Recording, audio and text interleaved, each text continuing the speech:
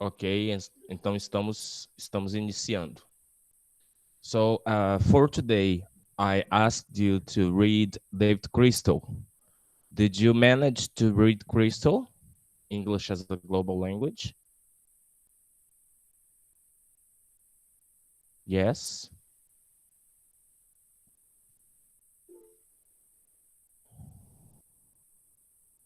Good. Very good. So I have a three yes answers. That's great. So we start with David Crystal, and Crystal claims that, in fact, he doesn't claim. He says it's a common sense that English is a global language. Now, let me ask you a question. Do you think it's something we can affirm nowadays that English is a global language, or it's becoming? What do you think? Is it already a global language, or is it becoming a global language? And what's the role of English in the world nowadays? Considering, for example, the rise of Chinese, the rise of, especially Chinese, Mandarin. Yeah, Cynthia says, I think it's already. Yeah, so let's take things in context, okay? David Crystal wrote this book. Let me see. Let me present you the window. I don't have the PDF. I'll have to share the whole screen.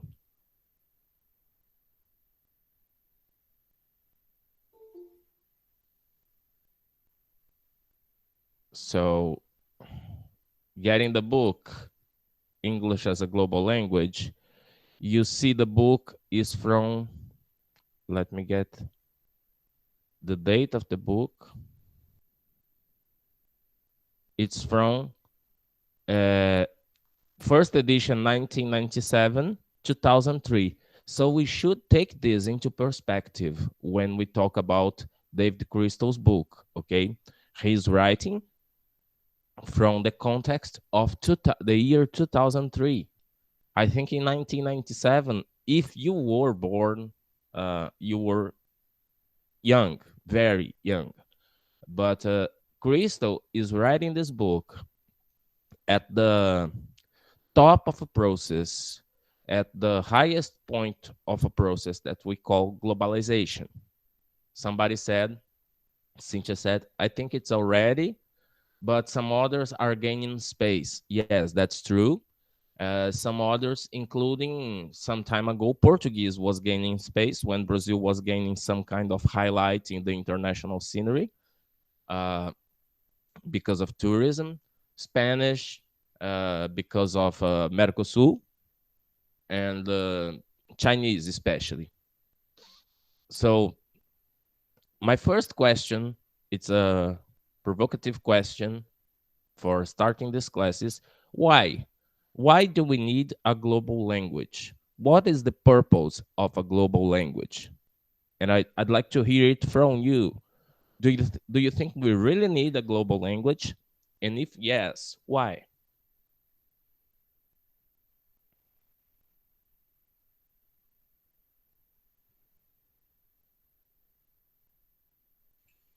I'd like you to take part on the class.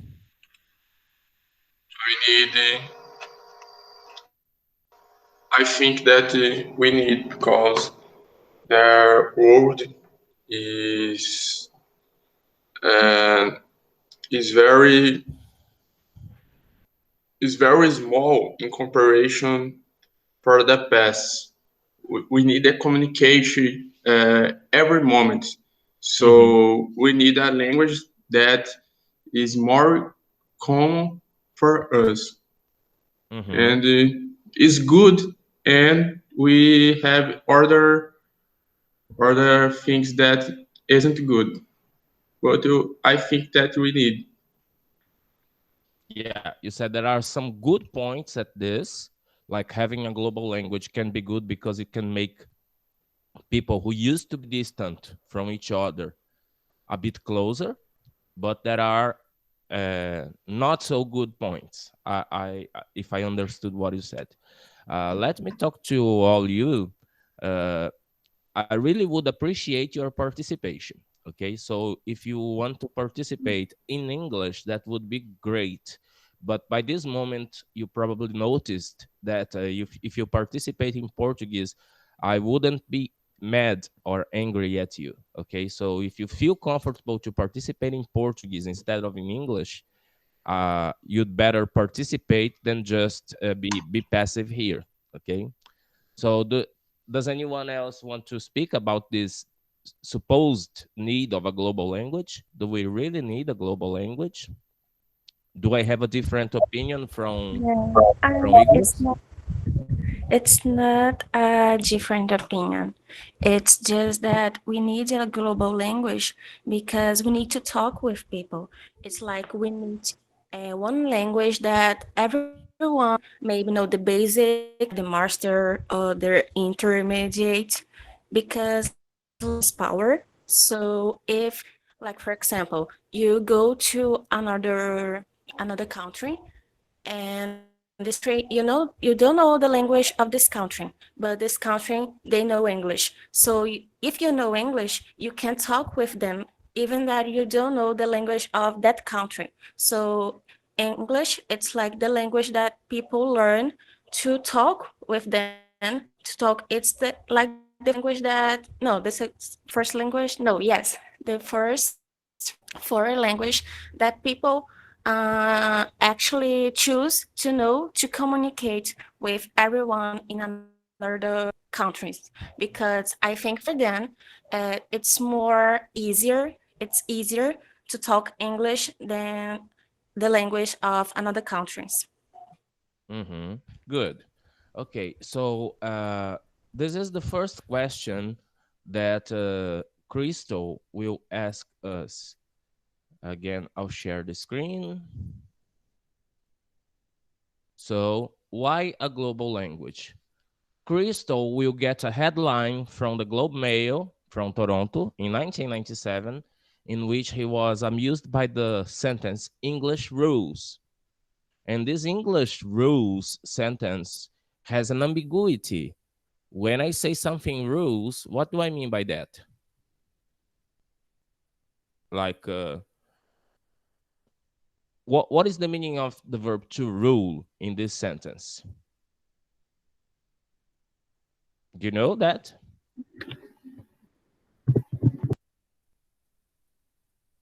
If we go to the dictionary, the Cambridge, oops, I need the dictionary.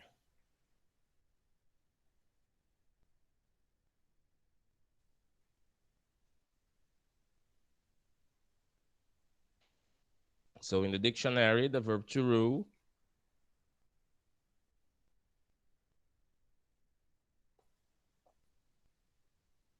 rule as a verb. An accepted principle or instruction that states the way things are or should be done and tells you what you are allowed or are not allowed to do. This is the formal meaning of to rule. So it's like to govern, similar to govern. And then remember again the headline. The headline was English rules. English governs the world, the linguistic world at least. Let's see other meanings for to rule. Another meaning, a period of time during which a particular person or group is in control of a country. Bolsonaro is ruling Brazil, has been ruling Brazil since 2019 to 2022. Uh, well, there is some controversy about 2022. This is the meaning of to rule, like to govern. To control or to control or be the person in charge of something such as a country. Again, to govern. To be the most important and controlling influence on someone. We are talking now about influence. Do you think English nowadays rules the world in terms of influence?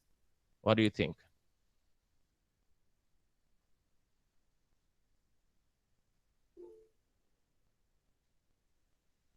English rules, Cynthia, English rules was a headline.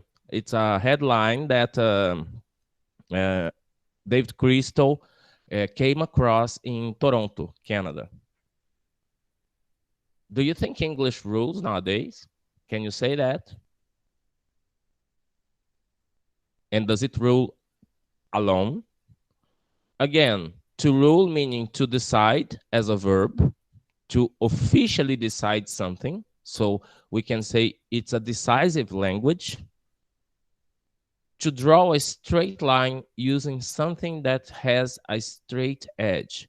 This is the rule like the instrument for uh, drawing. Uh, Rule as a noun, rule as a verb. Let me see if I have the informal use of rule.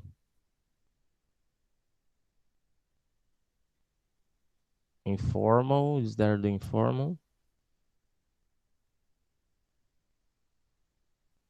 No, we have not the informal here. We don't have the informal.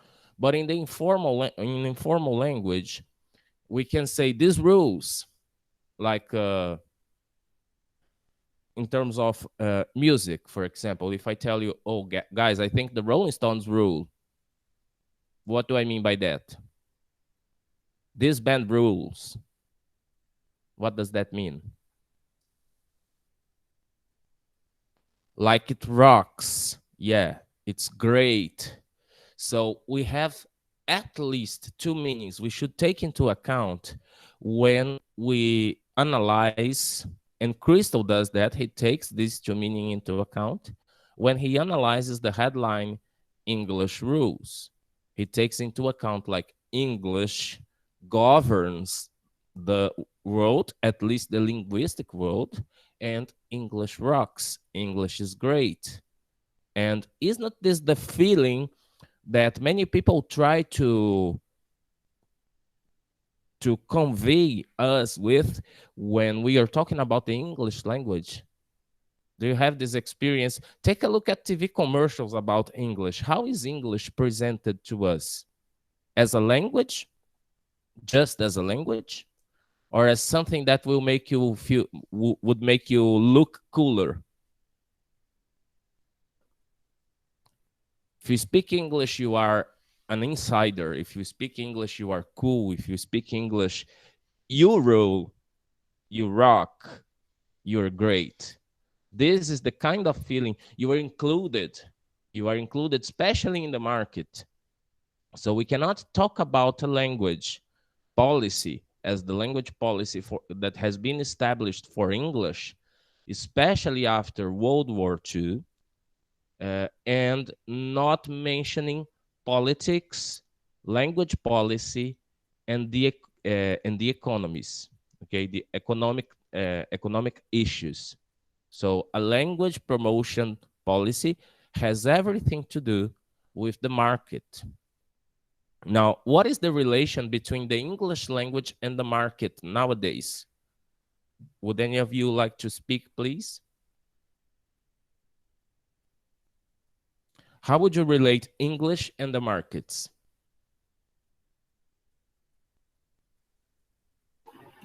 US are the most, they are the strongest country, the like a potential, I don't know how to say this. And there is a sentence in the book like behind the US dollar was English. Behind the US dollar was English, and behind English is also the US dollar.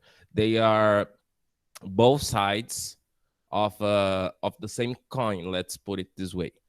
So that's it. Economy, we have learned in social linguistics that language has everything to do with power, including economic power. Is this the only power behind the language? Let's think of our colonization process. I mean, our ancient colonization process, like in 16th century. Was the economy the only power exerted by Portugal over Brazil?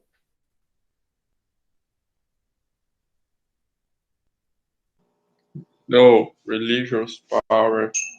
And Religion, power, religious power. uh, What else? so uh, government power, imperialism power, Mm-hmm. and and others. Andressa said political power, including political, maybe military power. Okay. Now, let me ask you a question. Had things changed a lot since the times Portuguese was imposed to us as our only language? Because we used to be bilingual. In Brazil, we used to speak Tupi, Guarani, and Portuguese. And after an act, if I'm not mistaken, by Marquês de Pombal, Portuguese was the only official language of Brazil.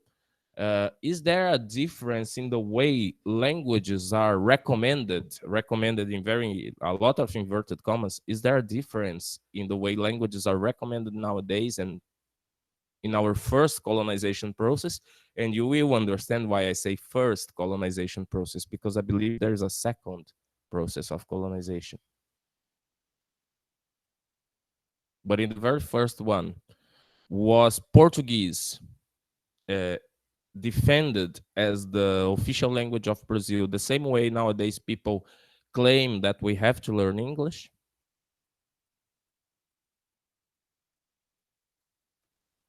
What do you think? Or they are different processes? Yeah, Giovanna says that it wasn't exactly a choice back then. Mm. We didn't have any choice. It was imposed by a minority, which was in control of the state machine. So we had to get used to, as a great philosopher says, as minorias que se adequem.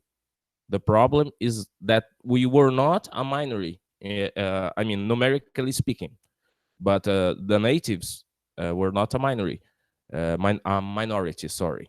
But they were, in terms of power, they were a minority. So let's advance in Crystal's reading and let's see what happens to English. Let me see if I'm sharing the screen.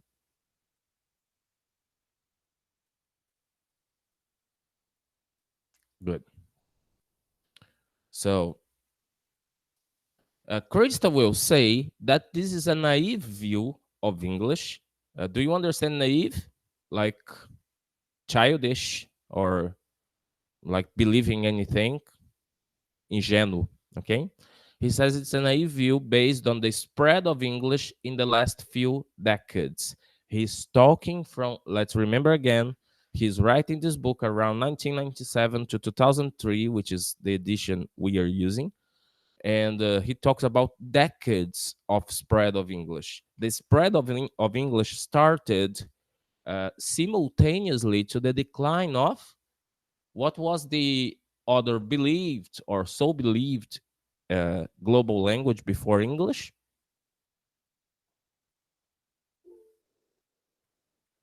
I need to take a look at the chat.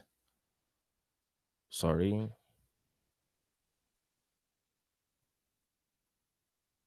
It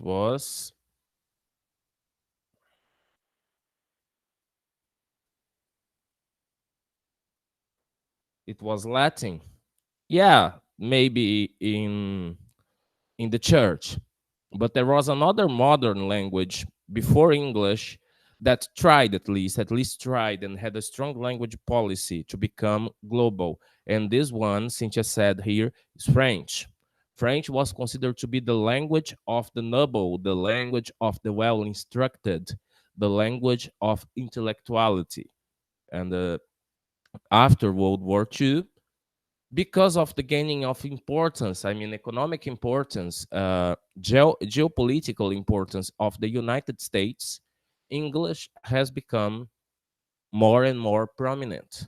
It is a process, however, that has not started with the United States, but it's a process that has started, uh, not landing, I mean, taking off.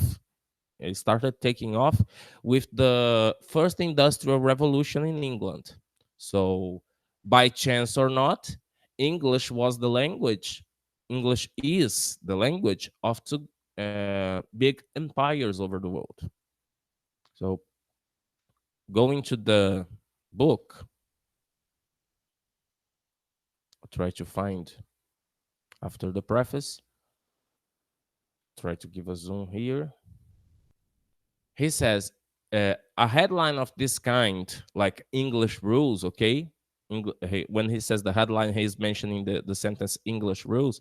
A headline of this kind must have appeared in 1,000 newspapers and magazines in recent years. So it's not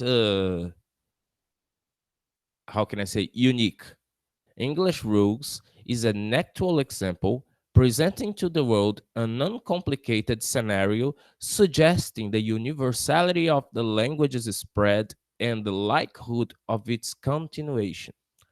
A statement prominently displayed in the body of the associated article, memorable chiefly for its alliterative ingenuity, reinforces the initial impression.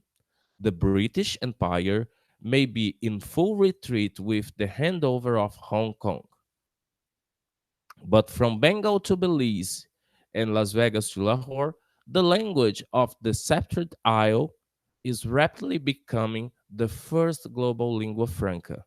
Millennial retrospect, enrolei a língua. Millennial retrospectives and prognostications continued in the same vein, with several major newspapers and magazines finding in the subject of the English language an apt symbol for the themes of globalization, diversification, progress, and identity addressed in their special editions.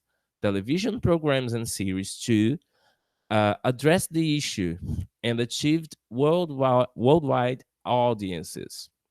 So Crystal says that English is then associated with the idea of globalization, progress, with the possibility of expressing identities, the shortening of distances between identities and nationalities, and so on.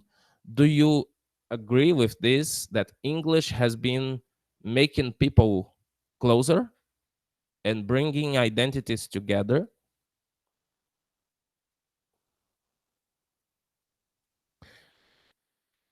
Saying that English is associated with globalization sounds natural for you?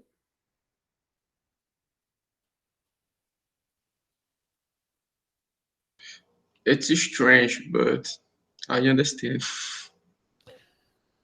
When we talk about globalization, the effect we have is of a globe, not of a country, not of a nation. Globalization would be uh, equal opportunities for the nations in the globe to be prosper. We know it's not what happens, yeah, and that's why Philipson will be a bit more acid when he uses the word imperialism as a synonym for globalization. But he will say that although many people think imperialism only refers to the United States, he will say that imperialism is not necessarily associated with the US, but even before its hegemonic power, imperialism was a kind of policy that was present in our social relations. So English is associated with globalization. Do you see the slides, or it's not being shared? Yes, we see. Good. So his quotation in English has become the first global lingua franca. Let me ask you a question. Have you ever come across the concept, the idea of lingua franca? Do you know what a lingua franca is? What's a lingua franca?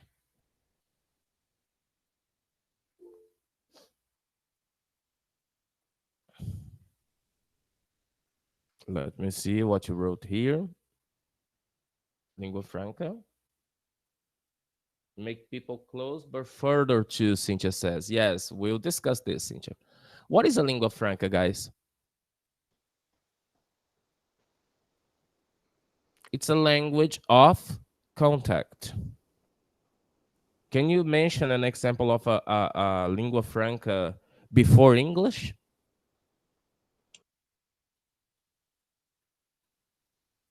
Is English really the first global? Well, global. Forget about the global. Is English really the first lingua franca we have notice of? When the Portuguese arrived in Brazil, in what we call now Brazil, how did they establish communication?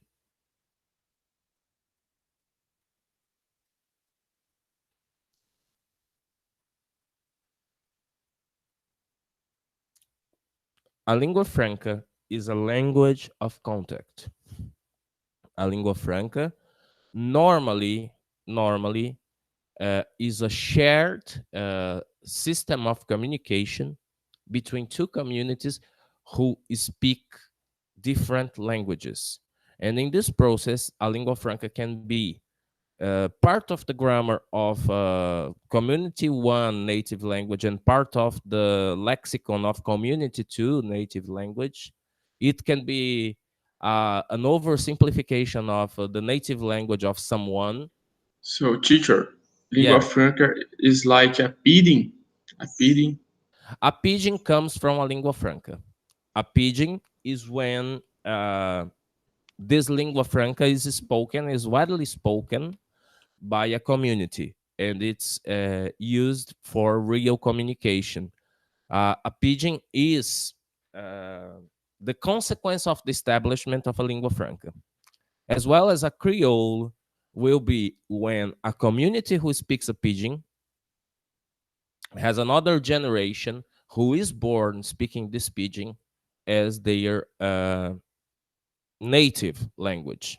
Is what we have in Haiti, for example, the Creole, the French Creole, which is So, pidgin isn't a language. For example, the Portuñol is not a language, but so isn't a lingua franca, right? it is the result of the establishment of a lingua franca. It is a kind of language. It's not let's say it's not anyone's official language. A pidgin is not anyone's official language. Pidgin comes from the Chinese language of contact. Pidgin is the result of the establishment of the wide establishment of the successful establishment of a lingua franca. Okay. Uh, Okay, thanks. Portunhol is a kind of pidgin. Portunhol is a kind of pidgin. We have in Mato Grosso do Sul, we have the case of the Brasiguaios. Have you heard about this? No. The Brasiguaios are those who live in the border between Brazil and Paraguay, and they speak a mixture of Portuguese, Spanish, and some elements of Guarani.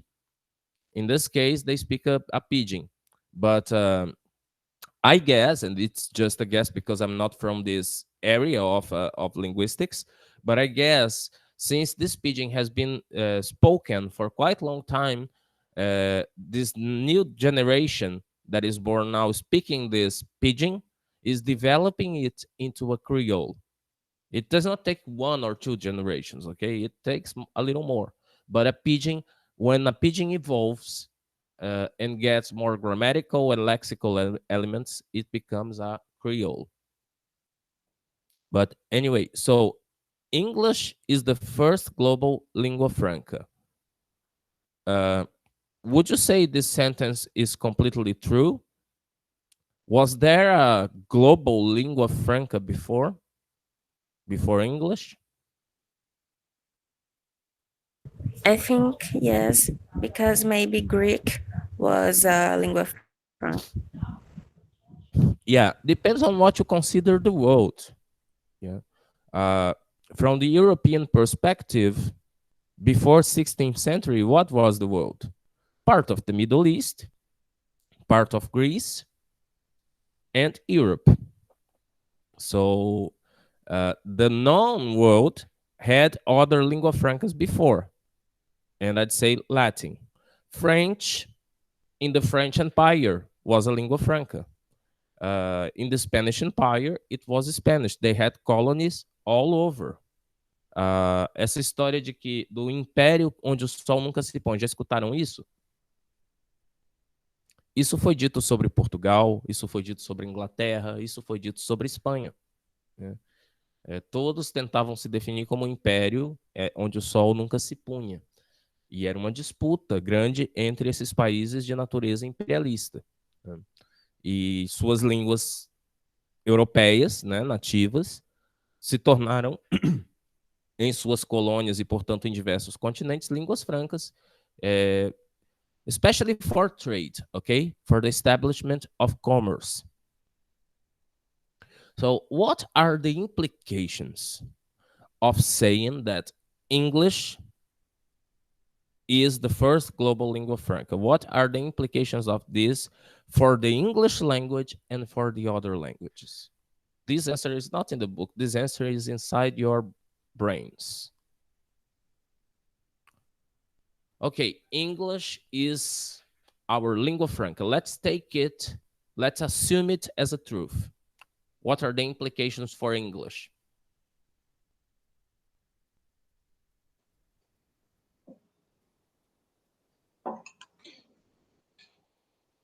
So everything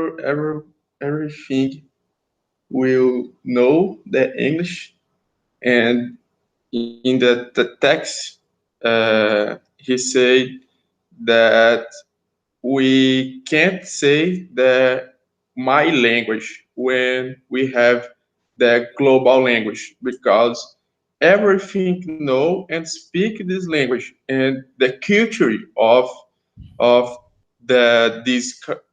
these countries will influence in the language, and is Yeah. a factor. Yeah, so whose language? Whose language now? English. Okay, this is what we call the language, English. But is this English we speak the English from England?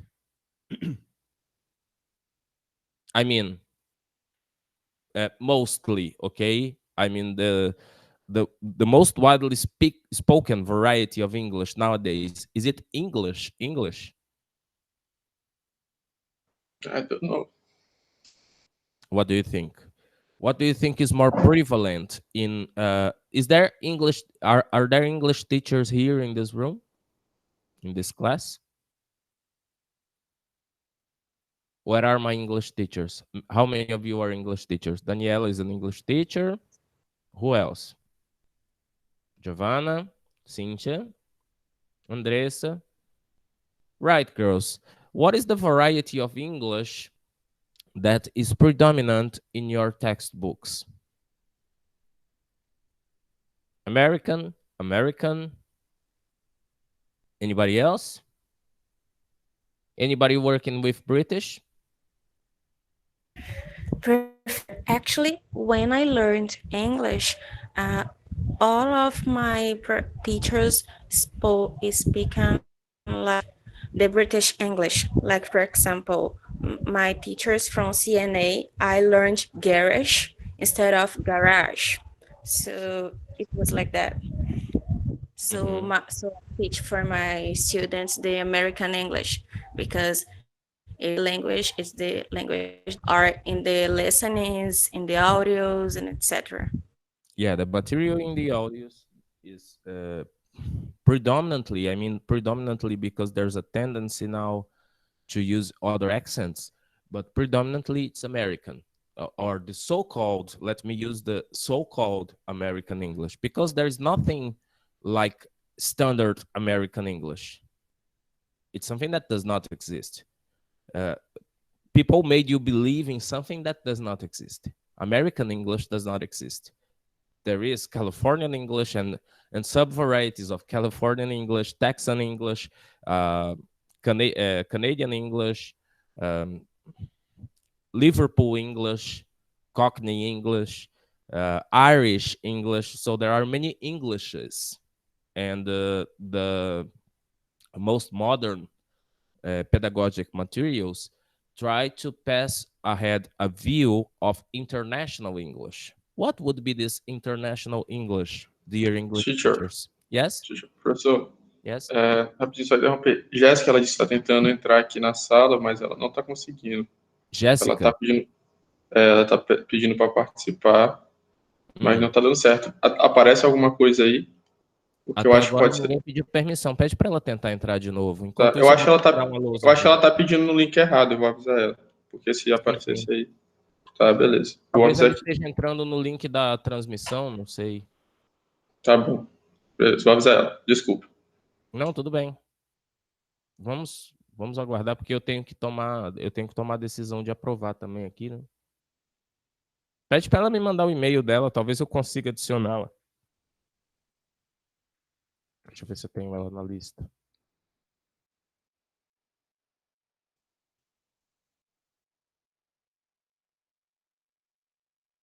Pede o nome dela, que eu adiciono.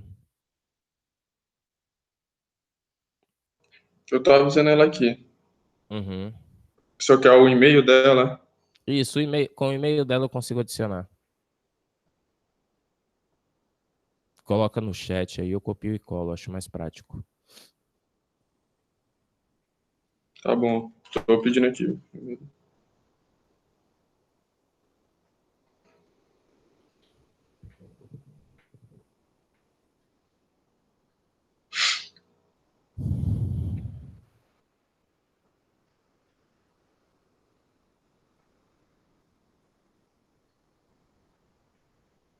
Ok, eu vou dar só uma andada aqui, vou tentar achar a lousa que eu gosto de usar, Jamboard.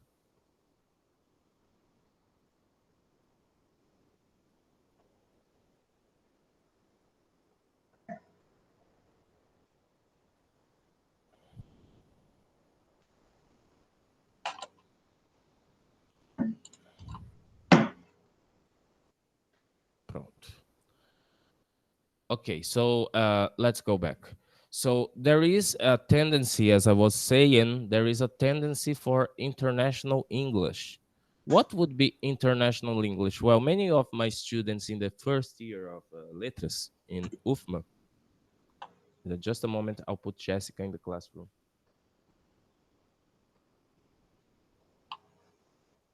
Oh gosh. Just a moment. Oi, Edvaldo. Pode falar. Ah, eu desliguei. Vou ligar depois. Just a moment, I'll put Jessica in the classroom. Today, eu sou um pouquinho atrapalhado com essa tecnologia aqui. Adicionar pessoas aqui.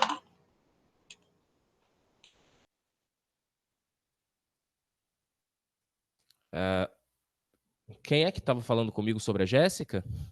Era Igor, não? Sim, professor. Igor, deve ter chegado um e-mail para ela.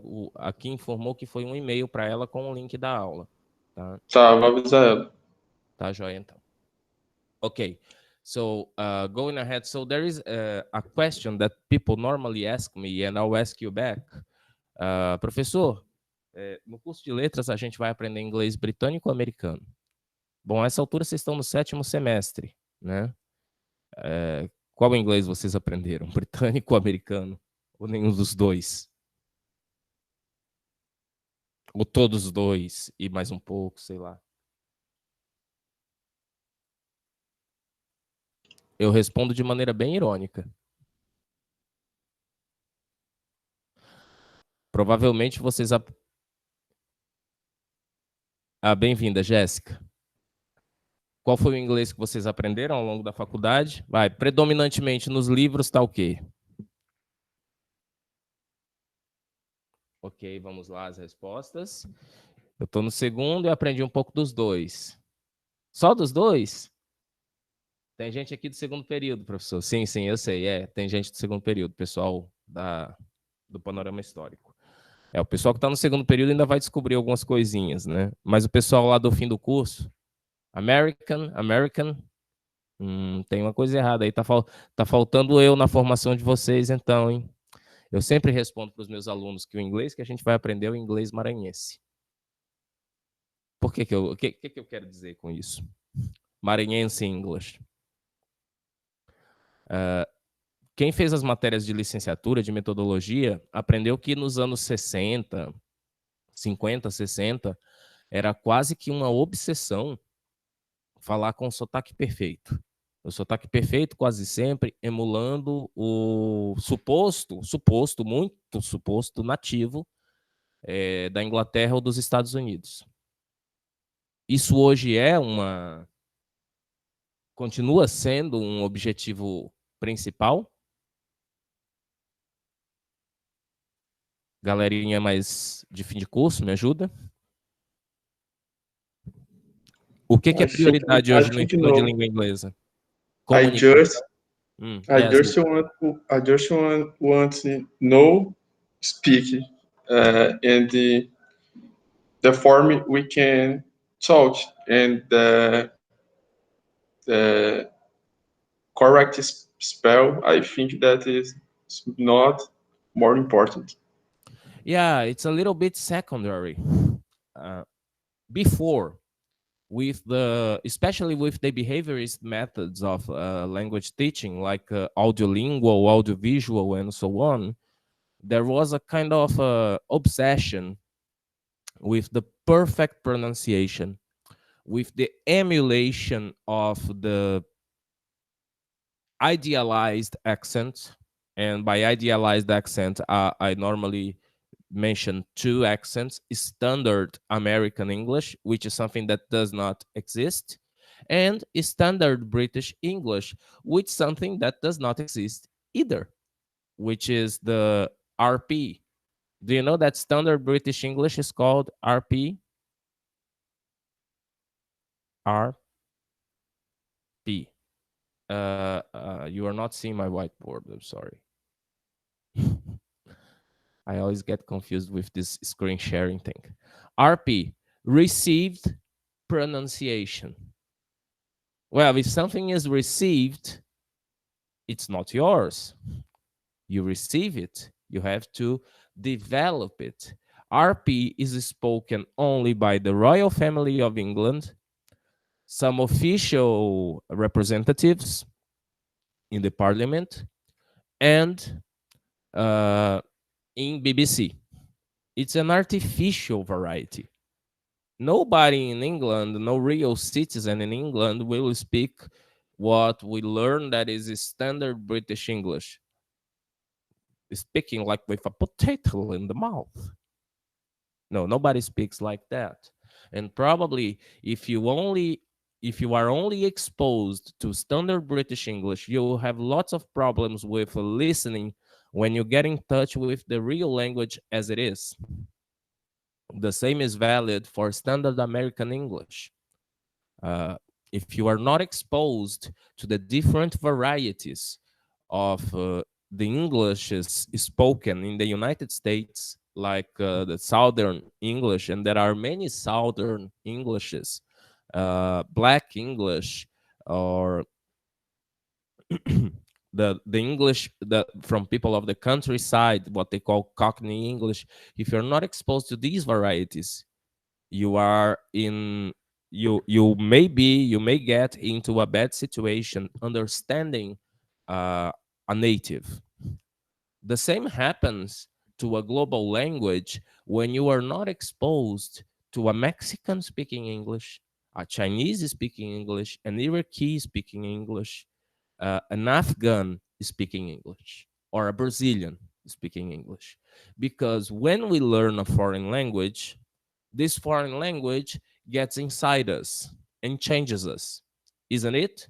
Learning a foreign language is a unique experience to the extent that you internalize it and it's part of you after some time. When you get familiar to it and you are able to use it for communication, this foreign language is not that foreign anymore. It's also yours.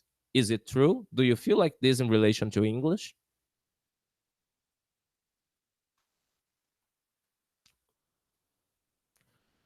So, but at the same time, when you learn a foreign language, You give your contribution to that language.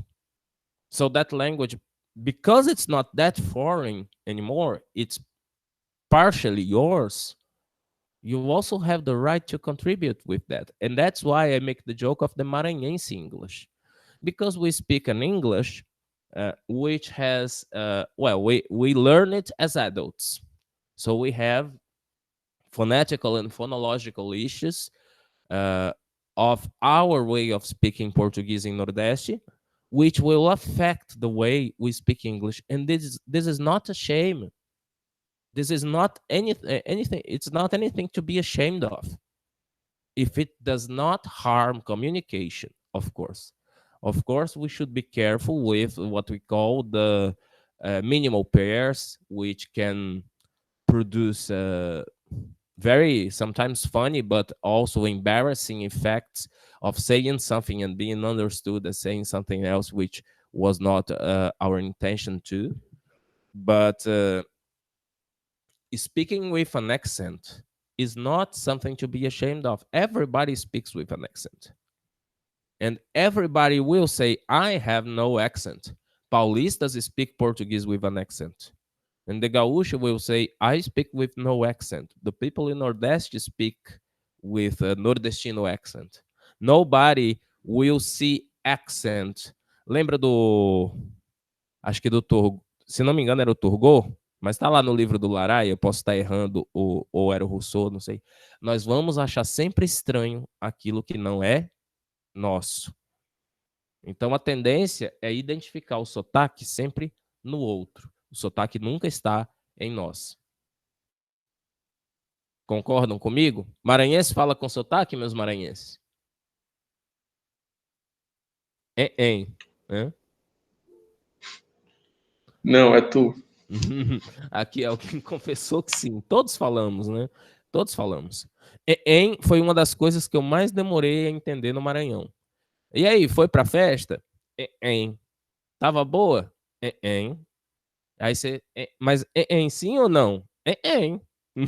E é difícil entender, depende da entonação. É quase um mandarim.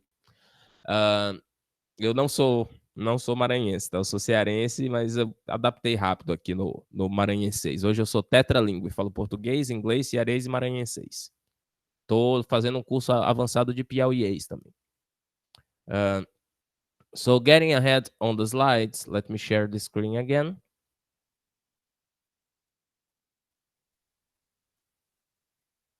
So what are the implications of being a global language to a language such as English? It is the language of no one, or it's the language of everyone. So no one has rights over it, or everyone has a right over it. To make a parody of the Beatles, the Nowhere Man, it's a nowhere language of a nowhere people. Globalization is almost being nowhere. Where is capital in globalization? Today, the money is in Singapore. Tomorrow, it goes to Dubai. The next day, to Sao Paulo. And if we have a crisis, the money goes back to the US, where normally is its origin, but not necessarily. So English becomes gradually, I mean, it's not an abrupt process, but gradually English becomes the language of no one and the language of everyone. So it's a bit more difficult to regulate it, especially by law. You were not even born, most of you, but with the advent of, in the early years of globalization, a representative in Brazilian Congress called Aldo Rebelo. Have you heard about him? A former communist, so supposedly an internationalist, tried to create a project, a law project, to regulate Portuguese, Brazilian Portuguese, by avoiding the use of English words. Do you think the project caught on? Do you think the project was successful, making or trying to avoid Brazilians of using English words such as the mouse or such as overclock for computers or other English words we have in our ordinary day by day language. Do you think this project was successful? No. As you can see, we have lots of anglicisms in our Portuguese language, much more than in Portugal. Why do we in Brazil take so many anglicisms and incorporate it to our Portuguese? And not only anglicisms, but contributions from many other languages. Why do we in Brazil take these foreign words into our variety of Portuguese and the Portuguese don't? What is the explanation or the hypothesis you can make about it?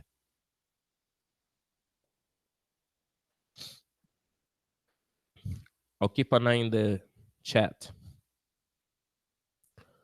Why do you think in Portugal they call this rato, but in Brazil this is a mouse? Portugal has rules about it. Is it really a matter of rules? When you say rules, what do you mean by rules? Try to be more specific. Written rules like laws or uh, feelings, like individual feelings about the language?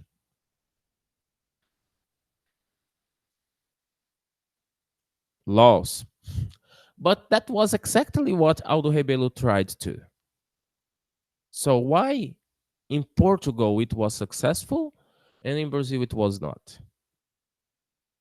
What does it say about Portuguese spoken in Portugal and the Portuguese spoken in Brazil, and the relationship of Brazilians with Portuguese and of the Portuguese, the European people with the Portuguese language?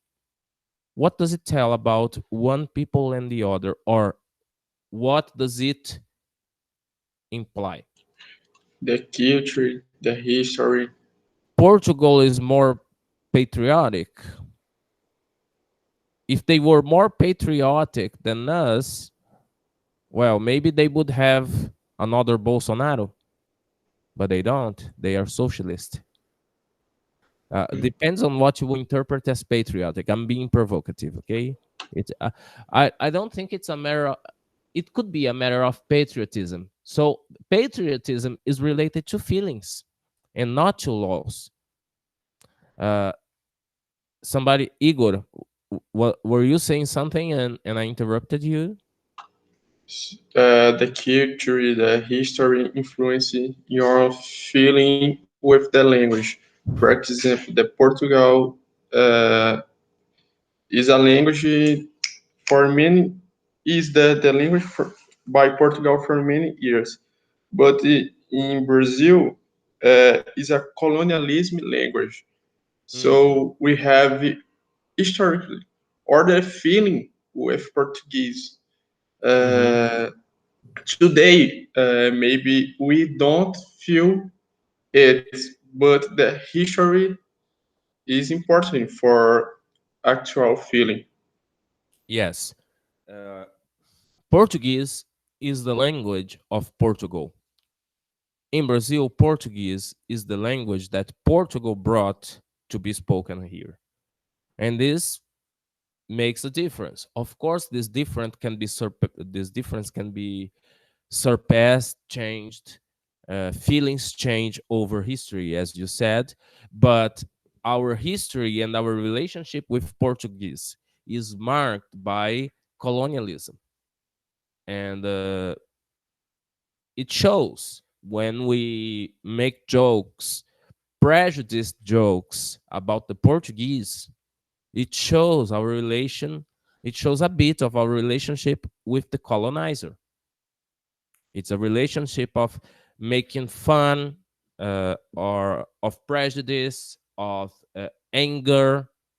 And David Crystal will talk about this feeling of anger that we have when we see people speaking our language in an incorrect way. Okay, let's take a look. I'll try to find the. He says that wherever you travel, you see English signs and advertisements. Whenever you enter a hotel or restaurant in a foreign city, they will understand English and there will be an English menu. Is it like this? Well, we are in a touristic capital. Uh, is it really like this in São Luís? Everybody speaks English wherever a foreigner goes. Everybody speaks English in hotels. We have English signs on the island. Let me see your answers. No, they try to. Yeah, they try to. I have seen some official signs like at the entrance of the city, but it's, let's say, compared to other countries, our level of English signs and English speakers is considerably lower. So we can say that this is a kind of idealized view. Uh, and Crystal will make it clear. Indeed, if there is anything to wonder about at all, they might add, it is why such headlines should still be newsworthy. But English is news. The language continues to make news daily in many countries, and the headline is not stating the obvious. It's not the obvious, it's what they want to make obvious. And it's a bit different. Stating the obvious and stating what we want to be obvious to make it, how can I say, unambiguous. For what it does mean exactly. Is it saying that everyone in the world speaks English? This is certainly not true, as we shall see. Is it saying then that every country in the world recognizes English as an official language? This is not true either. So, what does it mean to say that a language is a global language? Why is English the language which is usually cited in this connection? Why English and not Spanish? Why do you think, guys? Why English and not Spanish? Why English and not German? What makes English be stated as a global language but not German? Neither French, neither Chinese. China is a economic powerful nation. But why not Chinese? Why don't we say Chinese is a global language?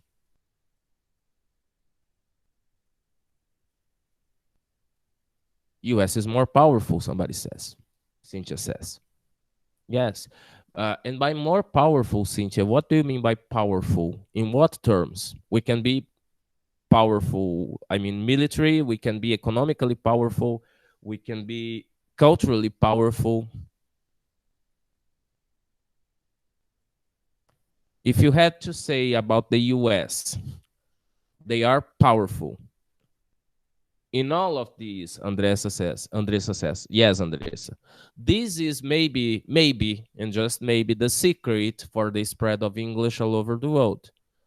The United States is a powerful nation in terms of economy, in military terms, and in cultural terms. The movies we watch are American, mostly, of course. Or even if they are not American, they are in English. The books we read, the newspaper we consume, the internet is flooded with the English language. The news we consume, we have now American channels coming into Brazil in a Portuguese version, speaking Portuguese, but we used to watch these channels and acknowledge their quality of news even before with the cable TV like CNN. So there is a cultural movement, an economic movement, and a military movement, which is not the case in Brazil, not yet, at least. So let's keep reading this. So why is English the language which is usually cited in this connection of a global language? How did the situation arise? And could it change? Could it change, class? What do you think? Could English stop being a global language and give place to another one? Now, no, but it's possible. We cannot predict history, yeah? It's a process for It's a the process. language. Well, in fact, we can somehow predict history, but it will not always happen as we scientifically predicted. Yeah, Daniela said it's in a process. Yeah. Who is in this process of trying to become, I wouldn't say a global language, but at least a prestige language? Which language Which is in this process? which depends like political, economics around the world. So we Yes. can Yes, and the predict. more you read Philipson, which is our next book to read, the more you will be presented with arguments like those. Okay, that uh, promoting a language is also promoting a culture. If you want your language to succeed, you need to make your culture succeed. If you want, but it can also be promoted by means of guns, which Philipson vai falar em estratégia do chicote e estratégia das cenouras, né?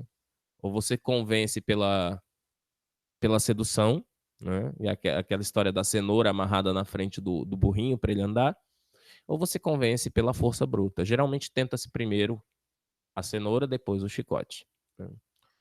Professor, eu vou falar essa parte em português porque Também. meu inglês é enrolado. Mas essa questão de promover a língua e promover a cultura é bem verdade. A gente percebe desde criança, quando a gente estuda inglês, já de baixinho. Você pega nos livros, você estuda o dia de St. Patrick's Day, estuda a independência dos Estados Unidos, 4 de julho, tudo naqueles livros didáticos. Estuda Halloween, naqueles livros didáticos. Tudo porque a língua carrega aquela questão cultural, coisas que a gente nunca veria aqui no Maranhão, que nossa cultura é diferente, mas aquele poder econômico, aquele poder cultural acaba influenciando aqui. Então, a língua tem esse poder. Uhum. Aí eu pergunto, os estudantes de português para estrangeiro lá fora certamente entram em contato com a dimensão cultural, mas isso é equilibrado? Essas forças são equilibradas? E nós temos o mesmo desejo de... Vou lançar uma situação hipotética. Quando nós vamos para fora do país, nós encontramos lá fora a mesma receptividade de falar a nossa língua que nós encontramos aqui no Brasil quase que como um fetiche. Falar inglês no Brasil se tornou quase que um fetiche, não é isso? Essa discussão eu quero levar em português para que fique bem claro. Se tornou quase que um fetiche, não é verdade? O que está associado? Falar inglês no Brasil hoje está associado a quais ideias? E isso eu queria eu queria ouvir um pouco de cada um de vocês. Quais foram os motivos que levaram vocês a uma sala de aula de inglês pela primeira vez? Sejam bem honestos com todos nós aqui, com vocês mesmos. Porque eu gostava de uma banda. Aí Gostava eu de queria quê? saber que uma banda que assistia. Então eu também Era gostava um de uma. desenho. Sim, era Gosto uma ainda. série que eu assistia na Nickelodeon, que era Big Time Rush. Aí eu Big Time ficava tipo, Rush. meu Deus, eles são muito legais. Aí eu inventei de querer aprender inglês porque eu queria saber o que eles estavam cantando. E aí eu fui lá, e aí eu, meu Deus, o que é isso? Mas aí deu certo. Eu gostava de uma banda um pouquinho mais antiga que a sua, tá? Eu gostava de Beatles. Mas também a minha idade, né? Eu já sou velhinho. E Acontece. vocês demais, o que levou vocês? Vejam que no caso dela foi um dispositivo, uma banda, foi um dispositivo o quê?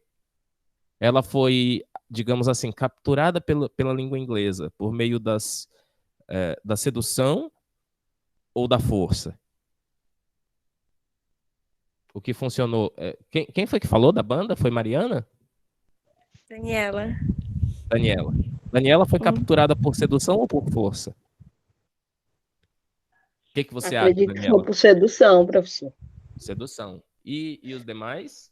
Agora, no meu caso, como eu vivo em um bairro periférico, então eu queria aprender inglês assim para, sei lá, acho que para status. Vou ser sincera mesmo, acho que para status. Porém, eu ainda sou muito lenta, né, no inglês. Mas assim, as pessoas já me olham com um olhar diferente, tipo, cara, tu faz faculdade de inglês e tal. Aí já é uma coisa assim a mais, saca? Muito honesto seu depoimento, Jéssica. Parabéns. Muito Obrigada. honesto. E é isso mesmo. Eu vou falar uma coisa pra vocês. Eu sofria bullying na escola, né? Eu era o menininho mais baixinho, né? O fraquinho da turma, que as meninas não olhavam. Aí o que eu fazia? No dia da prova de inglês, eu sacaneava todos os grandões, né? Por quê? Porque eu fui aprender inglês também. Tinha a sedução, né? A coisa de gostar de Beatles e tal. Mas tinha também a questão da vingança do bullying, né? O dispositivo de poder. Ter um conhecimento é ter um poder. Isso não sou eu que digo, é o Nietzsche, né? O desejo de saber e o desejo de poder estão relacionados. Nós vamos discutir isso nesse curso. Mais alguém? No caso da Jéssica, foi sedução, foi força? Ela foi forçada a aprender inglês? Você se sentiu forçada, Jéssica? Ou atraída? Se você Olha, tivesse que escolher professor, uma das duas palavras, força ou atração? aí o senhor me pegou, porque fica um pouco difícil, porque assim, tipo, foi mais por atração, mas depois eu me vi forçado, principalmente quando eu cheguei na universidade, que eu não sabia na dica de nada. Aí o Uhum. negócio ficou mais difícil, mas de início Hum. realmente foi sedução mesmo. Mas eu também fiz uma pergunta equivocada, porque a gravidade é uma forma de atração e é uma força, né? A atração também é uma força, mas no sentido que eu empreguei, era no sentido de se sentir obrigada. Você se sentiu obrigada ou chamada, convocada? Eu queria ouvir o depoimento de alguém que se sentiu obrigado a aprender inglês. Tem alguém aqui que se sentiu obrigado? Até hoje eu me sinto, professor. Pode falar, Igor, desabafa. Eis aqui Quando, seu quando, eu, psicanalista. quando eu comecei a estudar inglês, eu era bem novo, né? Uhum. Mas é meio que obrigado de estudar, porque mamãe me matriculou no INSEE, eu tinha uns 8 anos, 9. Então você Então me conheceu, Igor. Você me era conheceu quando eu era coordenador da NCL.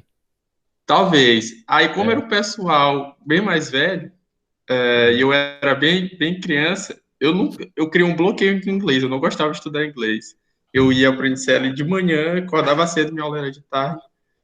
Então, era bem ruim isso. Eu meio que não gostava de estudar inglês, então eu senti um bloqueio. Agora, depois que eu entrei no curso de letras, Uhum. aí eu quis realmente, criei a vontade de aprender inglês e ainda estou estudando isso, mas por muito tempo eu ainda crio um bloqueio. E às E o, vezes eu até e o crio seu no. desempenho, e o seu desempenho melhorou depois que você entrou por vontade própria no curso de letras? Você sente que no curso de letras desempenha melhor, tendo tomado isso como uma decisão do que no Já, NCL, quando você era praticamente, né, obrigado? mas, tipo, eu entendo mamãe, porque ela ter me botado em curso de inglês. Qualquer pai já quer que o filho fale inglês, né?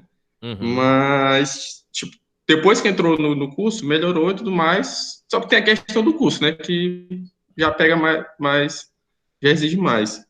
Só que Uhum. quando eu era menor, isso era muito chato. Eu realmente queria um bloqueio de inglês. As pessoas falavam inglês, eu não quero saber, não.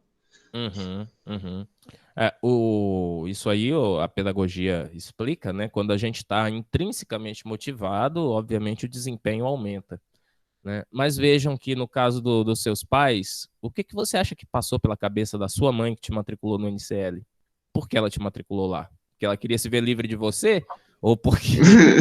Não, porque ela tinha todas as boas intenções do mundo. Porque ela queria, porque ela entende, o que acontece? Ela entende, eu vou matricular meu filho porque pode ser que mais no futuro isso possa ajudar ele no mercado de trabalho, alguma coisa. Só que também tinha outros fatores ali influentes. Mas qualquer pai hoje em dia que tem a oportunidade de o filho aprender vai querer isso, porque o inglês, como a gente está discutindo aqui, influencia bastante. Ótimo. Então, como a gente vê, existe quase que uma relação de equivalência e de transparência entre a língua inglesa e a ideia de sucesso. A ideia de sucesso profissional, a ideia de sucesso intelectual. A língua inglesa, se a gente pegar um termo do Pierre Bourdieu, nós não vamos tratar do Bourdieu. Alguém chegou a ler Bourdieu nesse curso?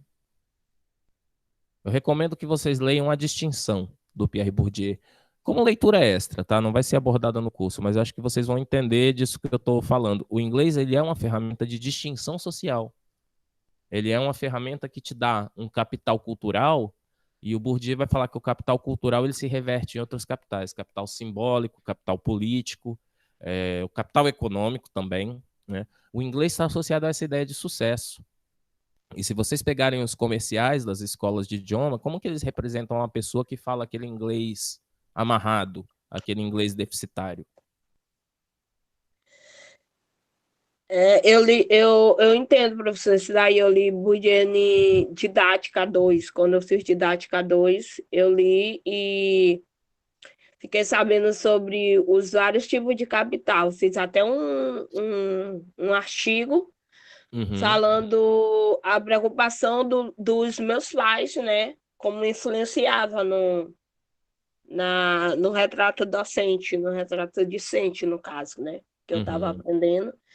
E logo após eu li também sobre Crash, parece que é Crash o nome do cara lá, sobre o modelo monitor, que no caso do Igor, eu já fui inversa do Igor. No começo, eu queria status, mas agora eu me vi um pouco aperreada, assim, entendeu? Um pouco forçada.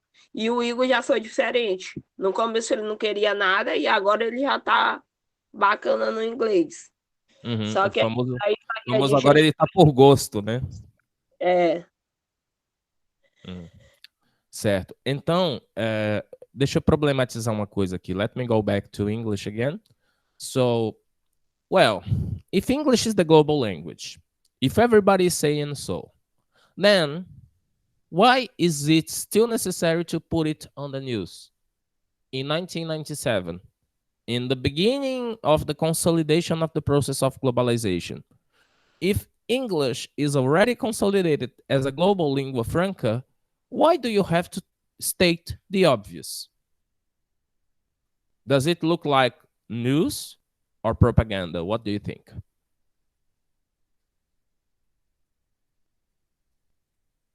Remember, I bring again the quotation from Crystal. The headline is not stating the obvious. If it is not stating the obvious, when I repeat a sentence which is not obvious for someone, what do I want to do? Inform or convince?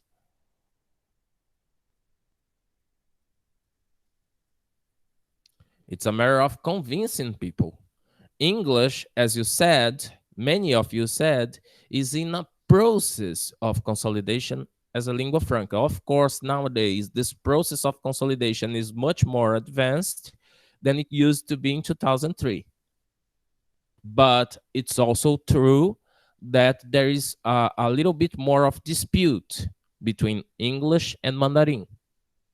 But English has become or is becoming a lingua franca because of political, economical, cultural, and identity reasons, which are in the agenda of this process.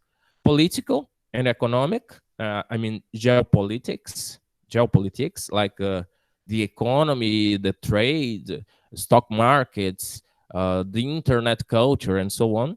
Cultural, as somebody said, music, movies, series, the internet, the information science as part of culture. Most scientific articles must have at least an abstract in English. In your TCC, if I'm not mistaken, you can write an abstract in English and another one in Spanish, is it? Or in French? But most people choose to write only one in English and in Portuguese. And there is an implication for identity, because whose language is this now? If everybody speaks it, everybody wants to give a contribution. When we talk about English, we normally hear people saying it's a Germanic language. After reading David Crystal, do you still agree with that, or would you problematize this notion? Is English really a Germanic language, period? That's it?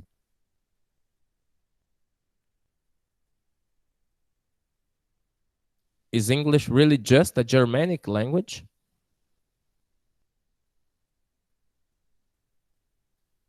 Do you see elements in English that look like Portuguese?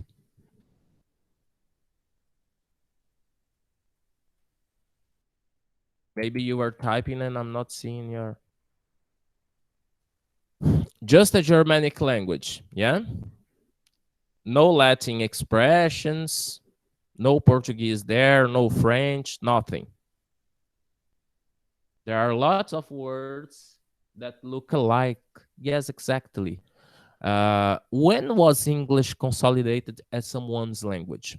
Some people claim that English was named so as the language of England with the advent of prestige literature, of, for example, Shakespeare. Shakespeare is part of consolidation. Shakespeare's works are part of the consolidation of English, sorry, as the language of England.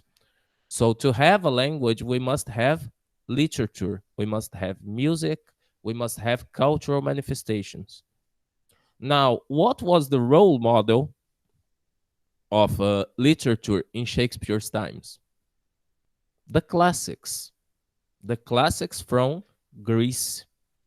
So, and from the Romance period as well, from Rome. So Latin and Greek were also role models for a grammar of a language.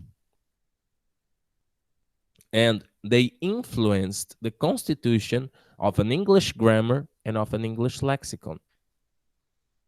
Let's go to the slides. And then I ask you, who speaks which Englishes? And this is a provocative question.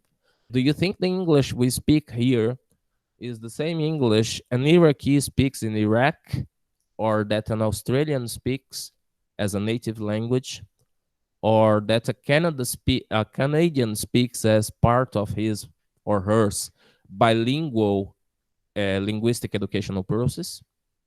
Do you think it's the same?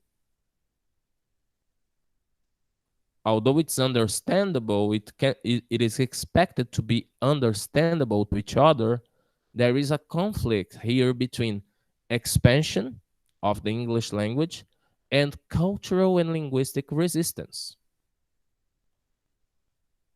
Everywhere, Michel Foucault will say, everywhere there is power, there is also resistance. When someone tries to impose you something, it is natural that somebody at somewhere will try to resist this imposition. And then Crystal will say, if English is your mother tongue, you may have mixed feelings about the way English is spreading around the world. Possibility one, you may feel pride that your language is the one which has been so successful. But your pride may be tinged with concern when you realize that people in other countries may not want to use the language in the same way that you do and are changing it to suit themselves. So there is a mixture of feelings like, I want people speaking my language, but I don't want them to corrupt my language. What is the view you think that, have you ever talked to a British person about the varieties of English? What is the feeling a British has about American English?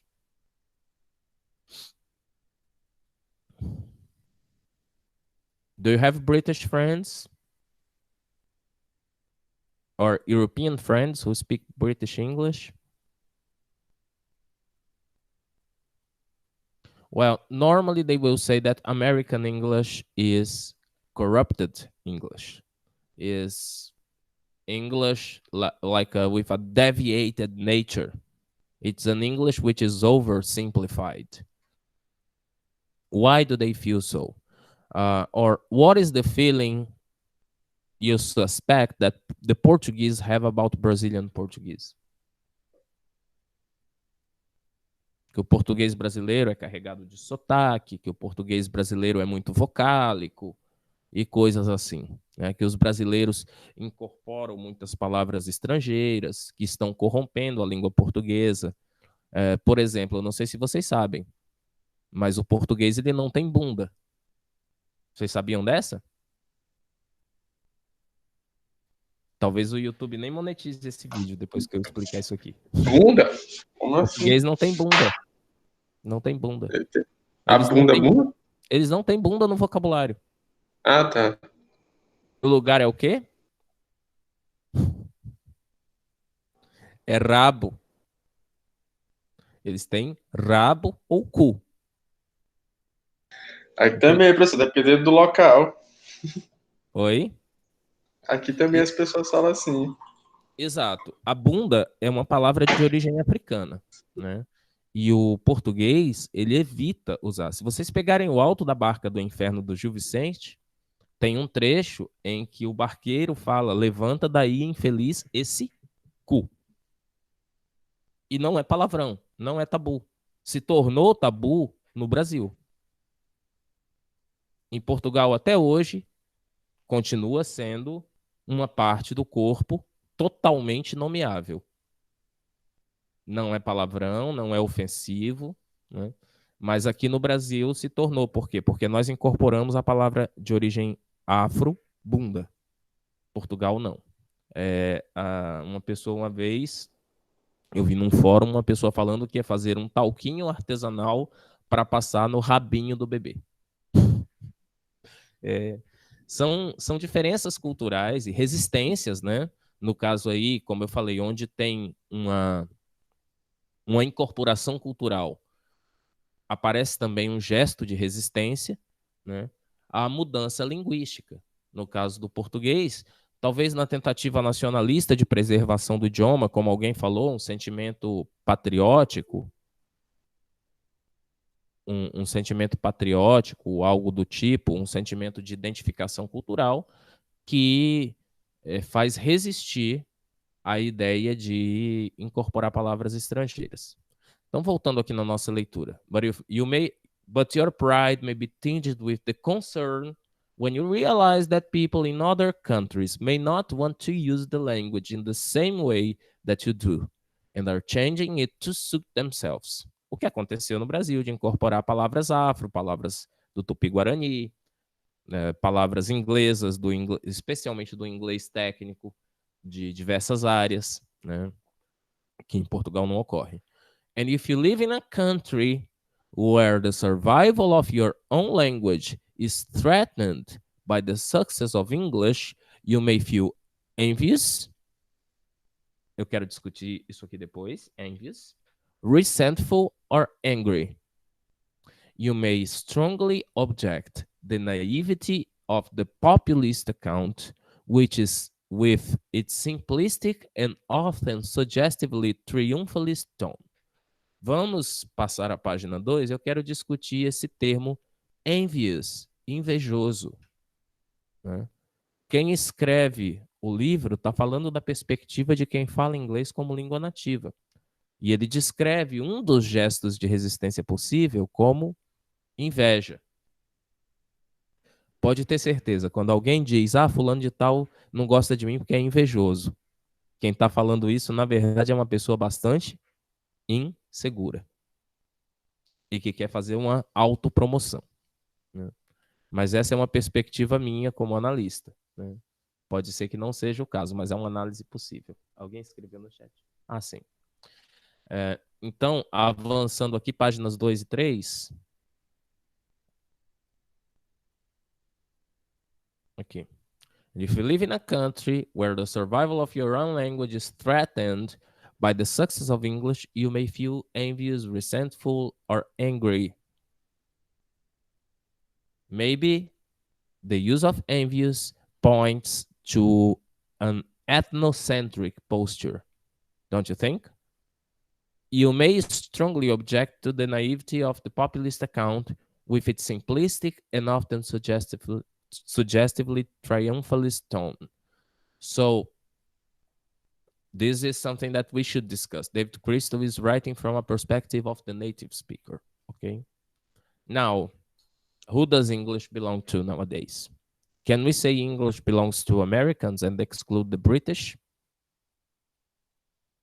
Is there a resistance movement of British English in language teaching? Do you see British English being taught in schools nowadays?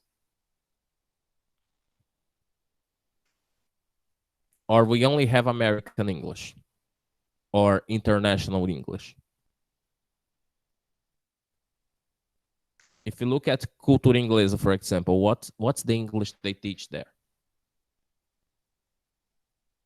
Is there Cultura Inglesa here? British. British. British. Cultura we have. Yeah, Cultura Inglesa is deeply related to the British Council. They are sponsored. I mean, they have a support to promote the British variant of English in Brazil. Let me see the chat. Yeah, she says, Daniela says that her friend teaches British English. There is a movement of resistance, although British English is not that numerous anymore, but it's still one of the varieties of English which is taught in Brazil. International English is not a reality in Brazil, or not yet a reality, or the only reality.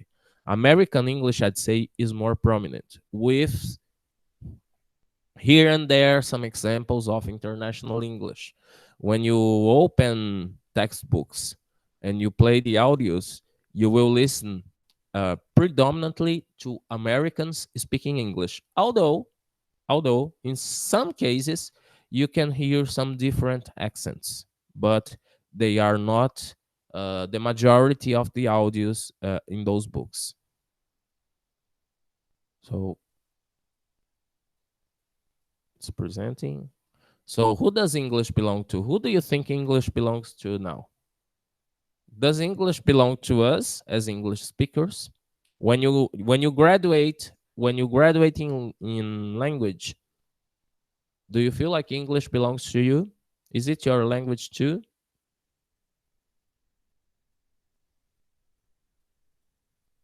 As an English teacher formed in a federal university, do you think you have any authority to explain structures, to create hypotheses on the coming or on the disappearing of words, of lexicon, on explaining phonological and phonetic events? Do you have this authority given by the academy?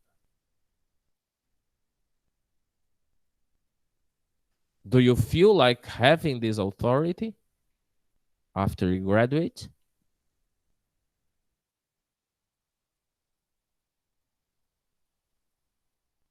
Daniel says, o inglês hoje é o que chamamos de língua sem pátria.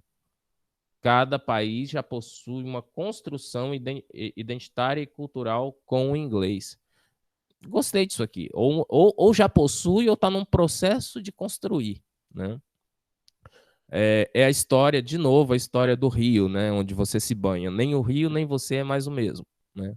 Existe um contato linguístico, existe inicialmente um gesto de resistência, e talvez sempre exista, mas existem também apropriações, como nós nos apropriamos de alguns termos, né? E rejeitamos outros, né? e colocamos termos nossos para dentro da língua, obviamente essa relação ela não se dá de maneira simétrica e igual, de maneira bilateral por completo, né? Ela é desigual por natureza, sempre pesando mais para o lado de quem tem mais poder, e aí poder, novamente, militar, econômico, cultural. Mas existe sim uma relação de troca, né? So, who does English belong to? Vocês se sentem, então, donos dessa língua inglesa de alguma maneira? Autorizados pelo poder público a opinar, a construir hipóteses, a passar adiante esse conhecimento? É isso que um diploma universitário faz por vocês como futuros licenciados em letras em inglês? Legalmente, é isso que ocorre?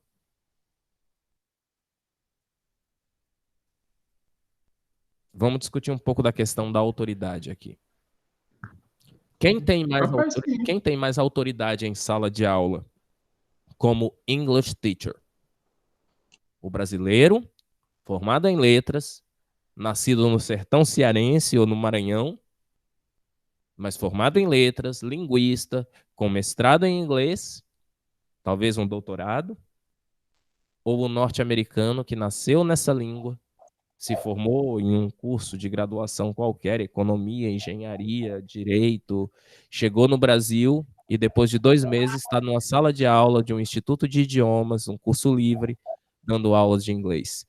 Quem vocês acham que o senso comum referenda mais como o dono, a autoridade para falar sobre a língua inglesa? Quem é a autoridade?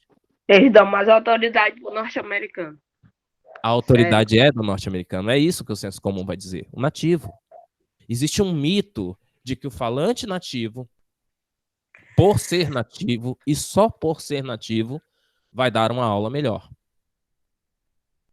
Alguém aqui já teve professor americano ou britânico ou whatever? Eu tive um indiano e eu percebia a resistência que se tinha a ele dentro da minha turma de avançado. Num bom curso de idiomas por aí, que não vou fazer nem mexam positivo nem negativo, mas o professor era indiano.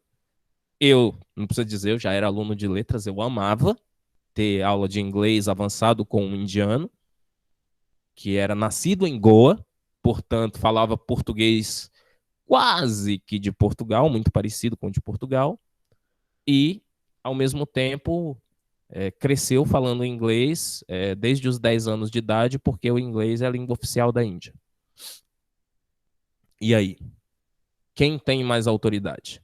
É o nativo, né? Vocês dizem aqui, a boa parte de vocês está dizendo que no senso comum é o nativo.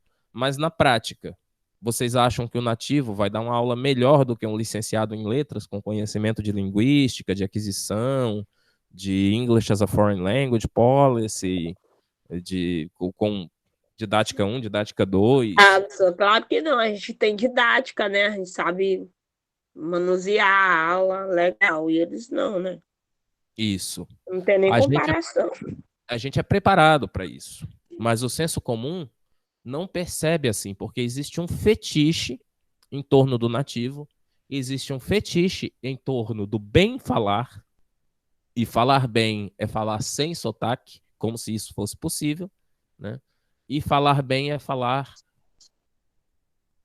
eu vou usar um termo nosso aqui no Nordeste, arremedando o nordestino, porque o máximo que você vai conseguir, como brasileiro, é arremedar o nativo. Você jamais vai falar exatamente como o nativo. Já viram algum estrangeiro falando igualzinho um nativo português? Ele arremeda bem, né? No máximo, ele consegue arremedar bem. Então, esse é um mito que nós precisamos desconstruir pelo bem, né, da nossa profissão, pelo bem do ensino de qualidade, desconstruir essa ideia de que é claro que o nativo pode, obviamente, fazer um curso, adquirir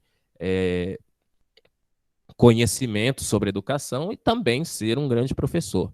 Mas ao nativo tudo será óbvio. Como assim você não entende o present perfect? Não, você não entende o present perfect. Você não tem essa estrutura no português. E é difícil mesmo. E eu senti isso na pele quando eu dei aula de português para estrangeiros. Dar aula de português para estrangeiros acho que foi a maior prova pela qual eu passei de esforço didático e pedagógico. Porque tudo para você que é nativo é óbvio. Tudo é assim porque é assim. E vários nativos falam isso, que nós brasileiros falamos muito bem o inglês. E quando eles dizem falamos muito bem, eles não querem dizer que nós. Eu acredito que o que na verdade eles querem passar é a ideia de que nós falamos de maneira bastante formal, gramaticalmente precisa. Porque nós aprendemos o inglês com gramática desde o começo. Agora, quando você é uma criança e está aprendendo a falar português, alguém vem com a gramática do Evanildo Bechara, você aos 2 anos de idade a pessoa te corrigir? Claro que não. São processos diferentes. Ensino-aprendizagem é totalmente diferente de aquisição de linguagem. Por favor, não usem esses termos como sinônimos, ok? A aquisição de linguagem é da ordem do natural, do social, do convívio. É um processo que não carece de ensinamento, eu digo, no sentido escolar. Né? Já English as a foreign language, it's a matter of teaching and learning. English as a foreign language or English as a second language.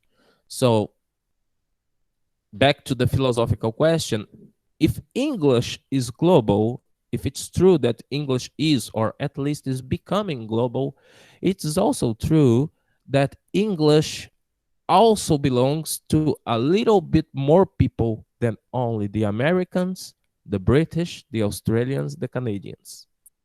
If it's global, it belongs to the globe, to the globe. So does it belong to everyone or to no one?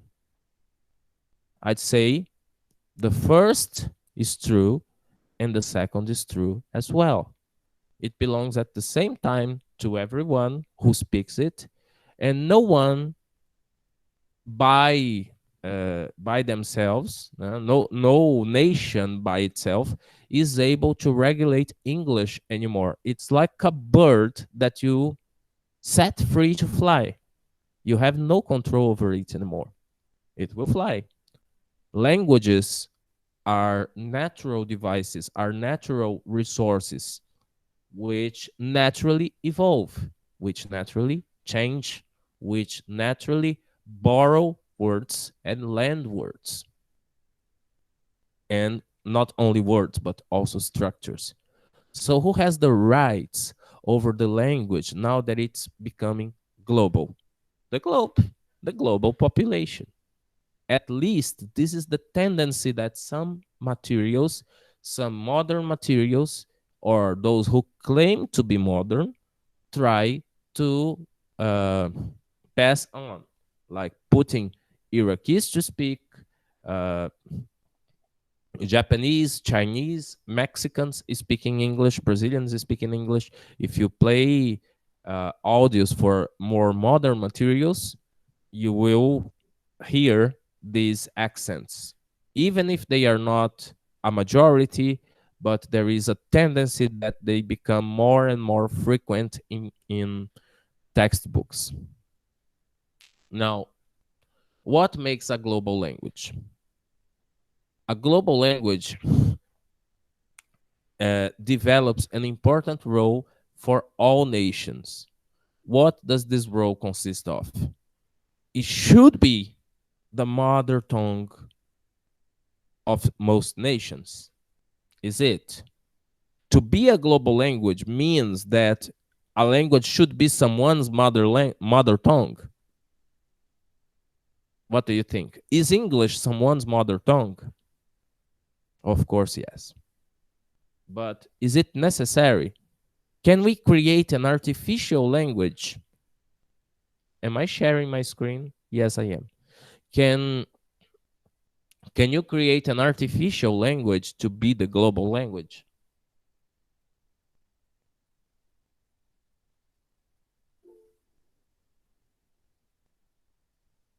French? No. I think no.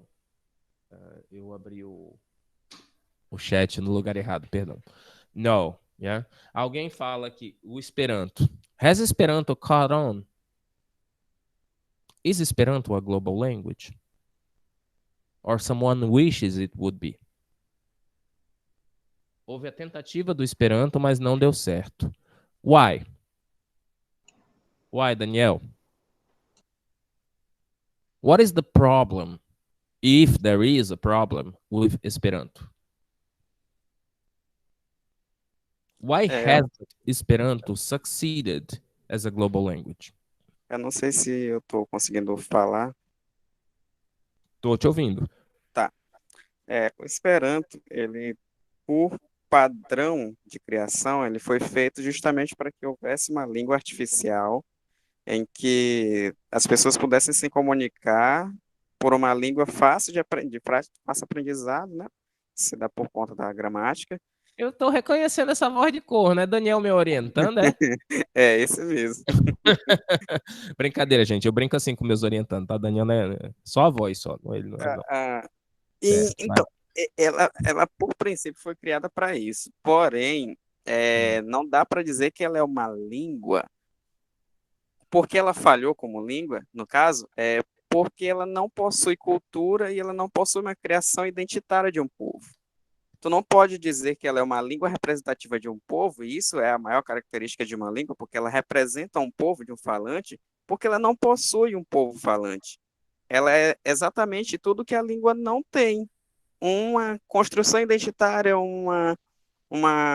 como o Raul fala, né, que eu falei ainda agora, ela não possui uma troca de experiências características de um povo. Por exemplo, tu tem um povo indiano, ele vai ter sua própria língua, mas ela tem a sua construção social e de uma identidade de um povo, porque ela tem a questão da experiência de como aquele povo lida com o inglês e aquilo que é compartilhado nessa experiência. Tu tem uma criação identitária. A principal... As próprias raivas, recusas, Isso, resistências fazem parte dessa criação de um sentimento.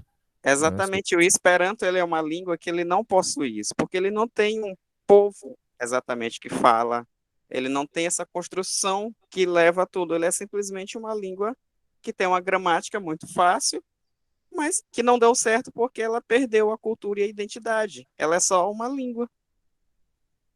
E, como a gente aprendeu nas aulas anteriores, não existe língua sem cultura, não existe língua sem falante, sem uma comunidade que nasça falando essa língua, não existe língua sem, portanto, sem uma identidade. É por isso que o nome dessa cadeira é língua, cultura e identidade. Sim. As três coisas, elas têm que ser pensadas, amarradas. Muito boa a sua resenha, Daniel. O Daniel ele está convidado, tá, turma, para assistir essa disciplina, porque ele é meu orientando. Está começando agora o projeto e vai desenvolver justamente um projeto em análise do discurso, cujo objeto ainda é surpresa para a comunidade exterior. Mas é bem interessante. Então, pessoal, going back to English, apertando a tecla SAP, being the mother tongue of most nations, maybe it's not necessary, but for sure it should be someone's mother tongue. The problem with Esperanto as an artificial language as it is not being anyone's mother tongue. So it does not have a culture, it does not have a community, it is not a living language. It's stationary. A global language must be acknowledged by most communities as so. This language does not necessarily have to be anyone's mother tongue, but if it is, it tends to be more successful. The attempt to make Esperanto global was not successful exactly because there's no community speaking it.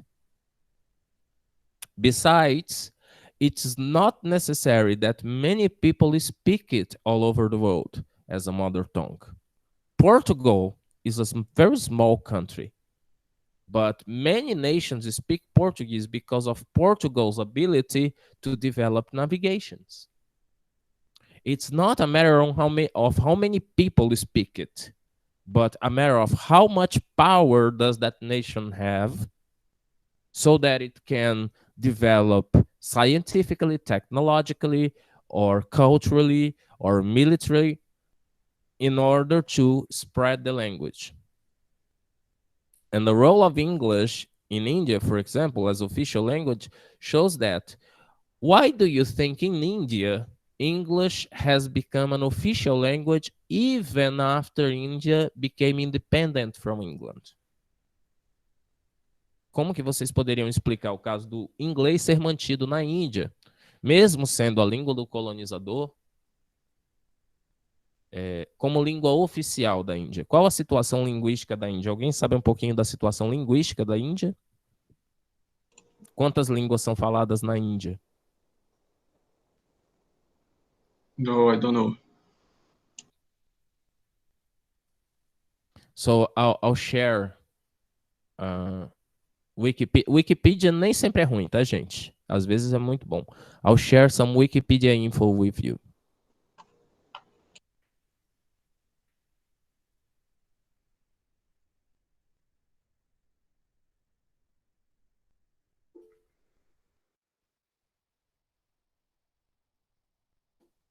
Deixa eu ver se eu acho. So, in India, 22 languages. Alguém digitou? Deixa eu ver o chat. 22. Isso, alguém se antecipou. 22 línguas oficiais na Índia. Tá? Let's see. Languages spoken in India belong to several language families.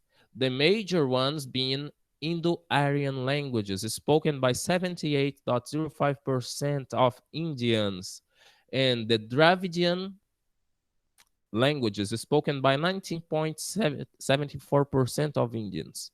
Languages spoken by the remaining 2.31% of the population belong to Austroasiatic, Sino-Tibetan, Tai-Kadai, and a few other minor language families and isolates.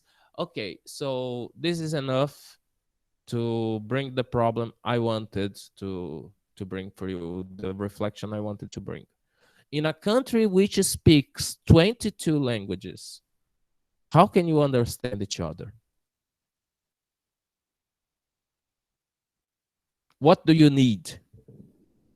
Imaginem um Brasil em que cada estado da federação falasse uma língua. Ou pior, que é o caso da Índia, em que dentro do estado do Maranhão, cada grupo social, cada classe social ou cada falasse uma língua, que você andasse pelas ruas e ali na Rua Grande, numa esquina você ouve uma língua, na próxima ouve outra e você não compreende. Para se tornar uma nação, do que você precisaria? Você vai precisar justamente de uma língua franca, de uma língua em comum, né? Ou conhecer todas, o que demandaria um grande esforço. It's to this extent that English was preserved. English and Hindi were preserved as India's official languages.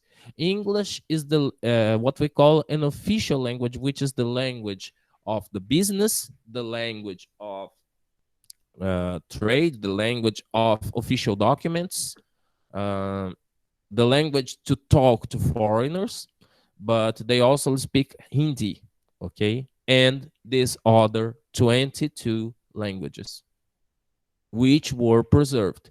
But of course, some of these languages are also endangered of disappearing. Why? Why do you think a language disappears?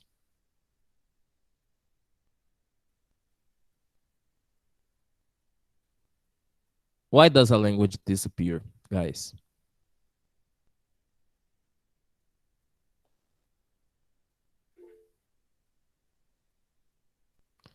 Yeah, if we have no more speakers, but before the language has no more speakers, the language loses its use.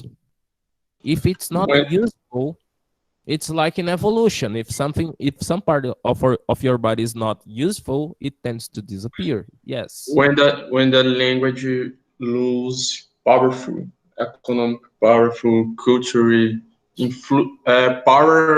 powerful of influence their other countries, their other people, and all of these influencing the process of Yes, disappear. yes. And Daniela is saying here that just like Latin, this uh, is very similar to the process that happened to Latin. When did Latin, I wouldn't say it disappeared, but when did Latin is stopped being used by the academy, by the scholars? When did the process of declining of Latin started? With the fall of the Roman Empire. As the Roman Empire declined, Latin gradually lost importance. Of course, it was preserved as the language of the church, the Catholic Church, as with a contribution to science, to naming some species as well as Greek, but gradually Latin was substituted by who knows that? Before English, what was the so-called lingua franca? By French. Before the 50s, French used to be as important or almost as important as English because France was a powerful nation as well. Um, so a language must have speakers. Now, let me tell you a bit and open a parenthesis to talk about the differences between official, native, second, and foreign language. Okay. A second language is what we technically call an L2. Okay. In books about language teaching, you will find both terms, second language or L2. A second language, which is the case of uh,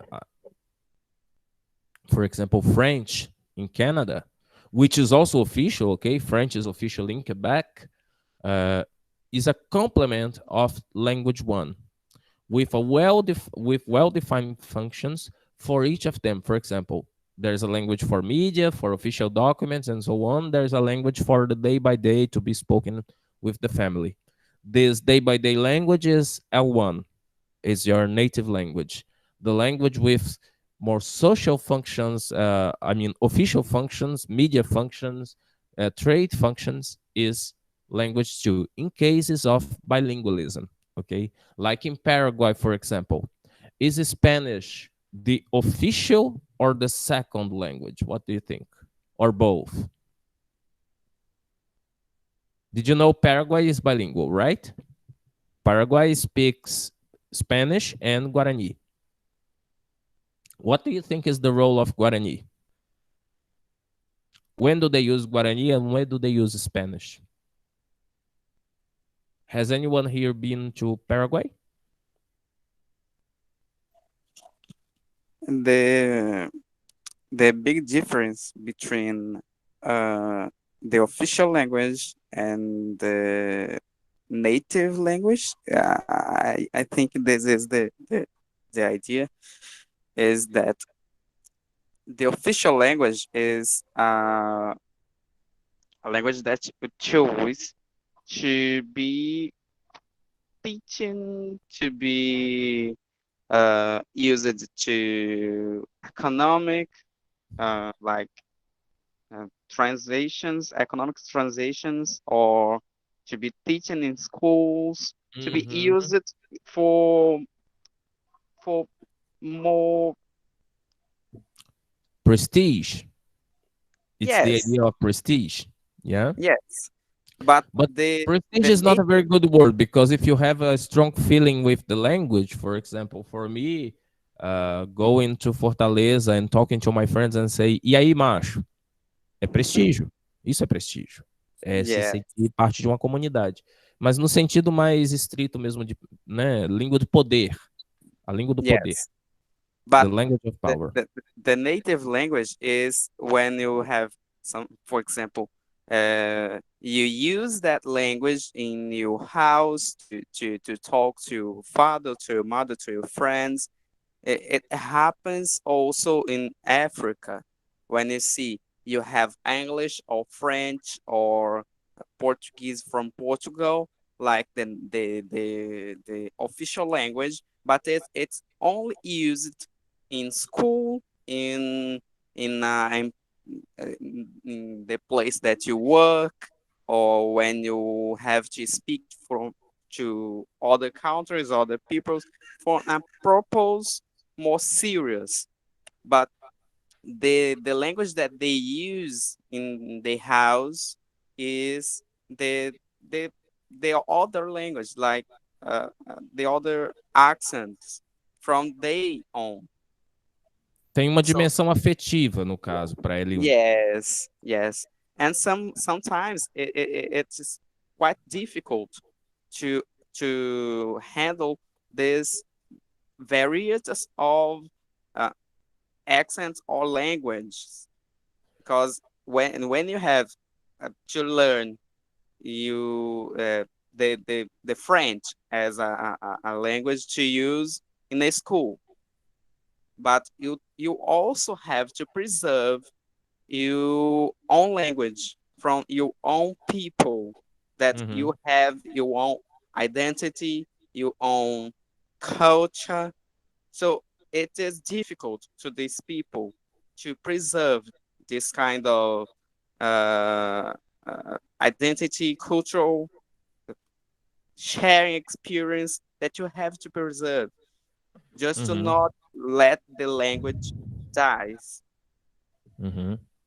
Okay, so in the case of English, English has gained a lot of importance as the official language in many countries in Africa and Asia in the past years, exactly because of this linguistic situation they face of multilingualism.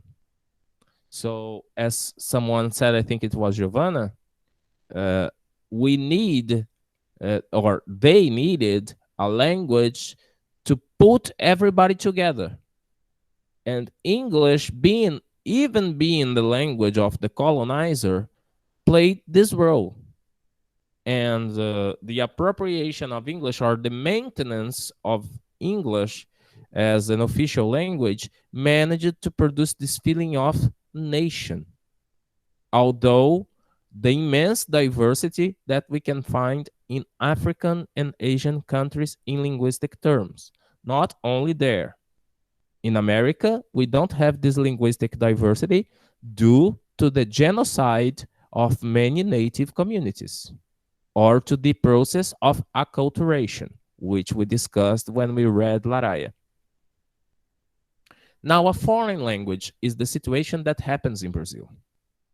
In Brazil, we treat English as a foreign language, and there are some implications of treating English this way.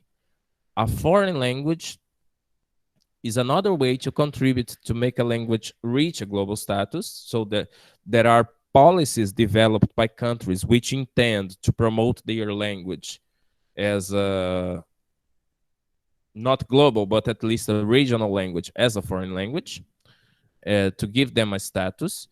And by developing a consistent foreign language teaching policy, producing teaching materials, producing textbooks, producing educational videos, you can promote a language as a foreign language. What does it mean to treat it as a foreign language?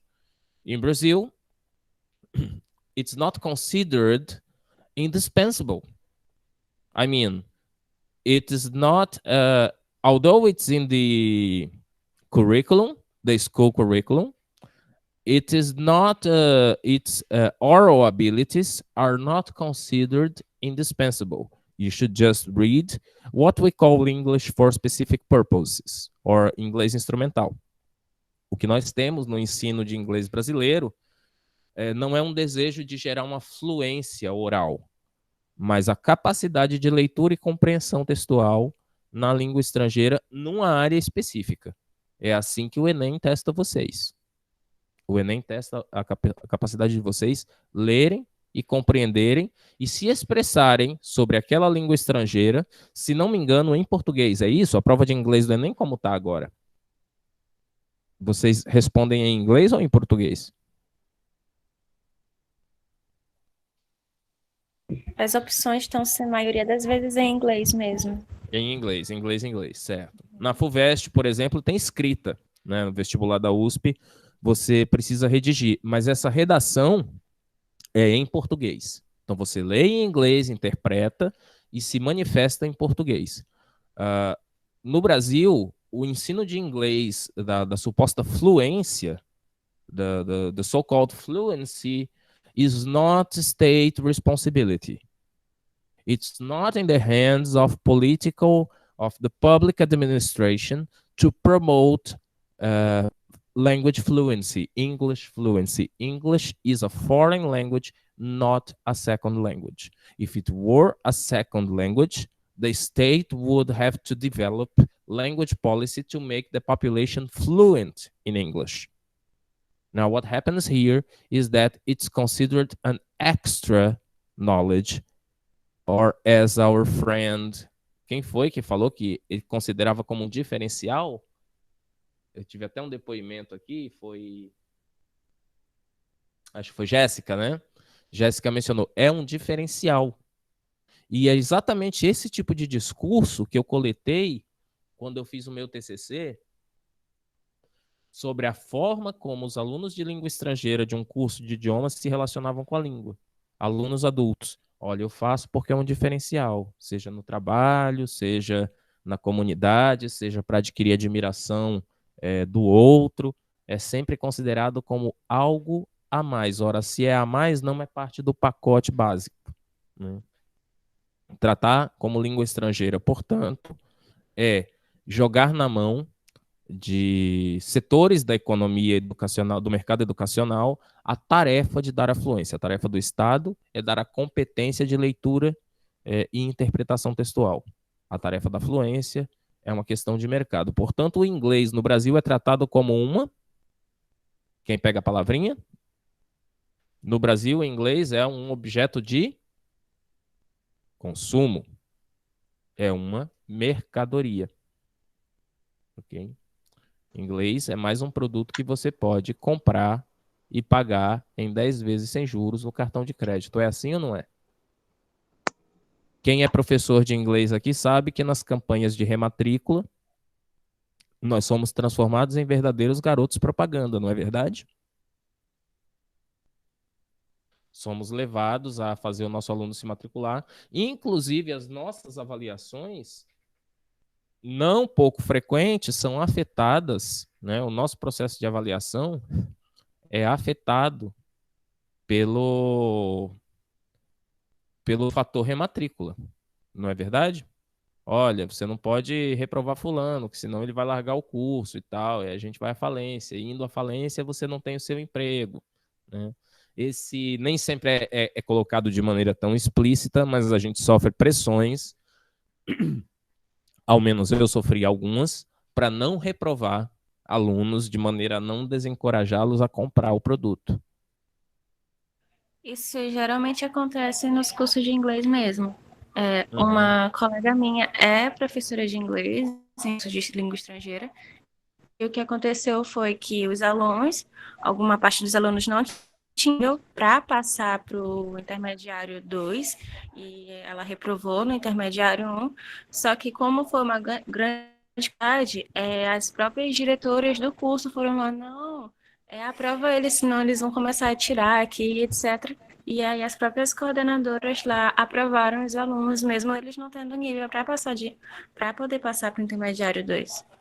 Isso é uma realidade. Isso é uma realidade que mostra que ninguém está imune às leis do mercado, né? Numa sociedade de mercado, onde o inglês também é a minha e deve ser a de vocês, forma de sobrevivência, né? É preciso obedecer algumas regras que nem sempre colocam a educação em primeiro plano. So, a foreign language is normally taught during school years, normally because some adults, after leaving school, come back to study English or Portuguese or French or Italian, whatever. And it can also be taught for adults which did not have an opportunity to learn when they were younger. Differently of what happens to language one, the mother tongue, Portuguese, which we have from the very basic years in school, and the official language, which we learn also in school, in formal education. We can't talk about foreign language acquisition, okay? Language 1 acquisition, okay. Language 2 acquisition, okay, because they are natural processes. They are processes that involve childhood and learning a language in its real use. Now, when we talk about foreign language, we are talking about the artificial, the pedagogical, the simulated use of language. So we talk about language learning and teaching process instead. It's a matter of learning and teaching. I'll try to explain that. When you are learning Portuguese, or when your children are learning Portuguese, they are learning to speak. Do you start punishing them because they make a mistake, like a strange verbal conjugation? Vocês ficam punindo os filhos de vocês, ou os sobrinhos de vocês, os irmãos de vocês, pequenos, porque falam, eu já fazia isso aqui. Tem até uma explicação para isso na gramática gerativa, né? Agora, nas escolas de idioma, isso é tolerável? No contexto brasileiro? When you hear a mistake, what is your attitude as a teacher? Dependendo do método. Claro que vai depender da metodologia que a rede onde você está trabalhando utiliza, né?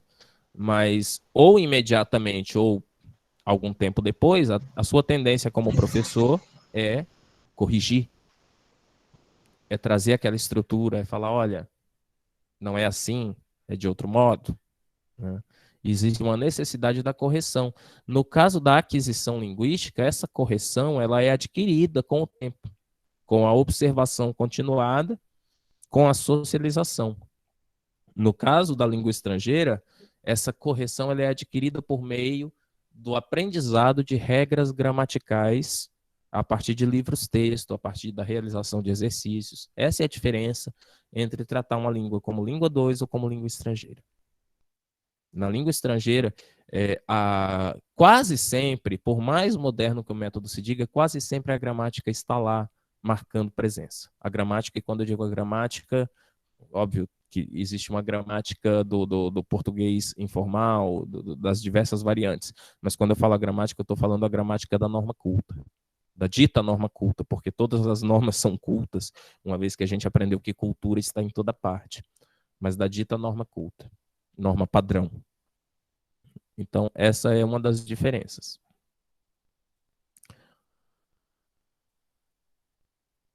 English is the predominant foreign language in the world. So what does it imply? It implies that in Brazil, for example, it is dominant in official elementary and high school.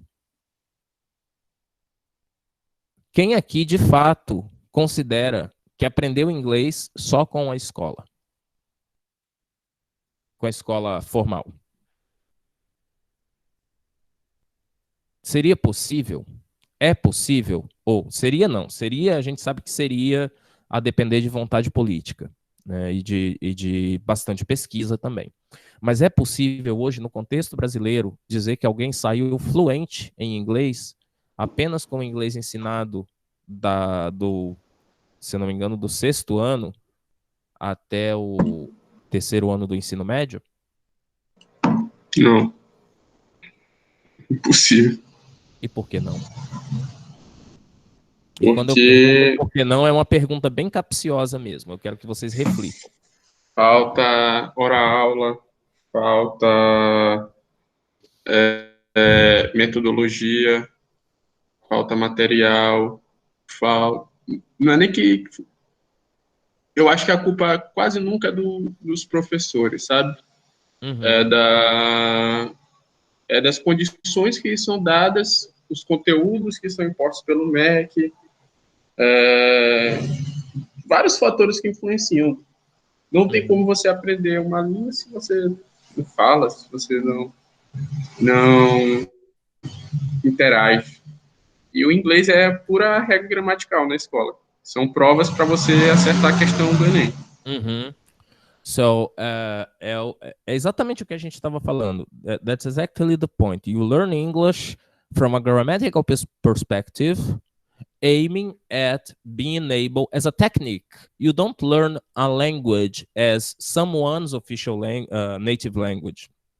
You learn it as what we call in Portuguese. Você aprende inglês como uma matéria. Uma matéria, tal qual matemática, tal qual física, né? Com alguns conceitos, com algumas regras, reprodutível, né? Previsível, né? Um sistema. Você aprende o sistema, quando muito, né? Do you think this is a matter of incapability of the public system, or it's a political decision, like choosing to teach English as a foreign and not as a second language? Do you think it's because it's impossible to teach English as a second language in Brazil, or is it governmental decision? What do you think?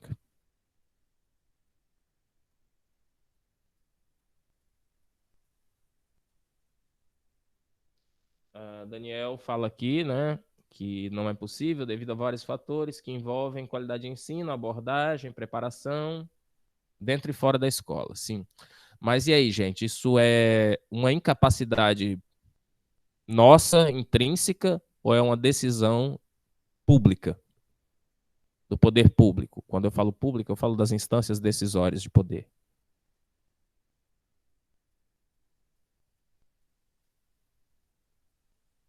Qual é o feeling que vocês têm? Vocês não precisam estar certos. Não existe estar certo. Como isso afeta vocês? Vocês acham que seria possível, diante de uma mudança de atitude governamental, ensinar inglês nas escolas, não depender de cursos privados? Sim, é possível. Se sim, por que isso não ocorre? Vontade política e cultural do nosso país. Vontade política. Which factor may have led the government to choose teaching English as a foreign language and not as a second language? One of these factors, maybe it's Ushua speculating, okay? Is the market. There is a market for English. As I said before, English is a product ready to be consumed. It makes money move around. It is the job of someone, and it's business for many people. And of course, just as the bullet bancada da bala, bancada evangélica, bancada do boi, nós também temos a bancada das escolas privadas e dos cursos livres, né? Como é um diferencial, esse diferencial ele precisa ser vendido. Se ele for dado a todo mundo, ele deixa de ser um diferencial. Concordam comigo? So, Crystal will tell us that English has acquired the status of most taught foreign language in some francophone colonies. As colônias, antigas colônias francesas, talvez devido até à resistência e à resistência ao próprio francês, o inglês tem sido aprendido por essa sua tendência mesmo de se tornar global. Now, what can we conclude about language prestige from this fact? That English is being taught in francophone colonies, in Lusophone colonies, in Spanish-speaking countries. Por que o inglês vem sendo ensinado e não outra língua? Vocês já mencionaram lá no começo da aula, isso tem tudo a ver com poder, né? Com poder econômico, poder militar. Ops, slide errado. Sorry. Poder econômico, poder militar e poder principalmente em um contexto de globalização, a intersecção entre economic power and cultural power. Because culture is also part of economics nowadays. So, sorry. What are the factors? What do you think are the factors that may cause the rise and fall of a foreign language? As we discussed, we discussed, there is great variation in the reasons for choosing a particular language as a favored foreign language. They include historical tradition, political expediency, so political decisions, and the desire for commercial, cultural, or technological contact. The sum of people who speak English as the first language, as a foreign language, and as a second language in the world by the year 2000, was 1.5 billion speakers. This number has decreased a bit to 1.2 billion people, but it's still more than 1.1 billion people who speak Mandarin. Okay, we have this source here, okay, with the number of speakers. So English is spoken by uh, uh, as a first language by 369.7 million people, is the third in the rank, by as a second language by 898.4 million people, which is the first in the rank. So 1.258 billion people speaking English. Here they I think they put together the number of L2 and foreign language. They are put together. It's not only L2, okay? As Wikipedia is not always trustworthy because of everybody can edit it, but the number is okay. Just the approach to L2, it's not only L2, it's also foreign language. Now, why does it happen to English? It is the language which used to be the language of the most powerful empire of the world, especially because of the Industrial Revolution. And after World War II, some people could say by chance, a new powerful nation emerged, the United States, which also speaks English. So there are at least 2 centuries of English speaking communities, economic and political rise in the world. So maybe we can explain this geopolitical success uh, to reflect this linguistic success as well. So the becoming of a global language, Crystal will say, that has little to do with the number of people who speak it, because the number of native Chinese speakers is far bigger than the English native speakers. It is much more related with those who are those speakers, who those speakers are. Are they powerful?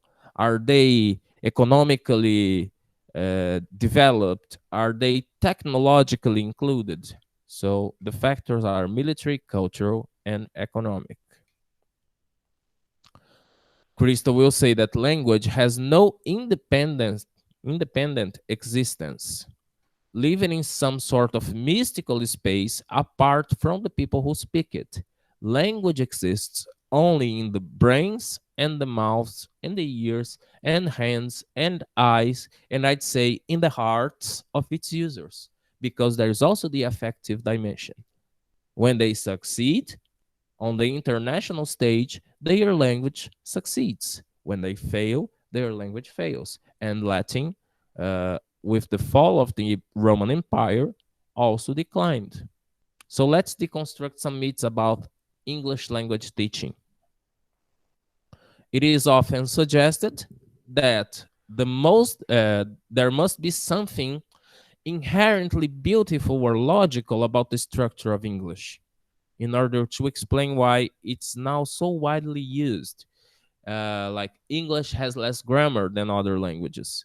And some people suggest this. Do you agree? If you took morphosyntax to me, and I know Daniel took, uh, you know that. Could you say that English has no grammar? Where's my window?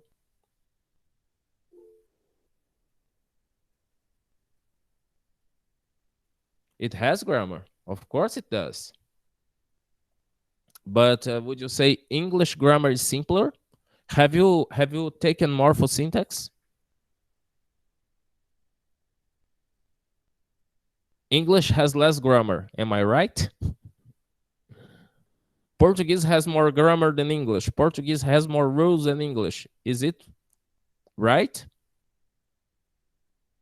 Or Portuguese has complexity issues in areas of grammar that English does not, and English has complexity issues in areas of grammar that Portuguese does not. Languages are different. Let's be careful not to fall into the trap of ethnocentrism. Saying that English has no grammar is considering it a kind of more advanced language. It could also be understood, on the other hand, like a more primitive language. But they are not inferior or superior. They are not uh, deficient or efficient. They are just different. So let's see what Crystal has to say about it. I selected some excerpts.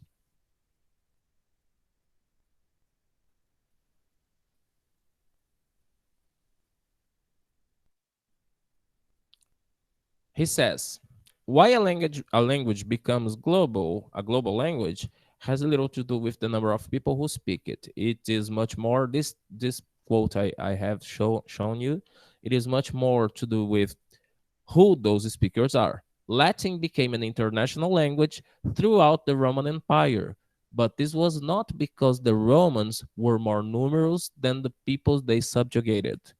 They were simply more powerful. And later, when Roman military power declined, Latin remained for a millennium as the international language of education, thanks to a different sort of power, the ecclesiastical power of Roman Catholicism.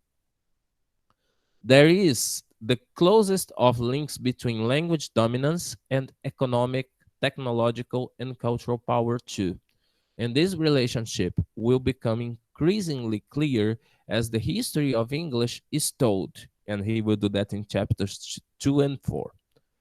Without a strong power base of whatever kind, no language can make progress as an international medium of communication.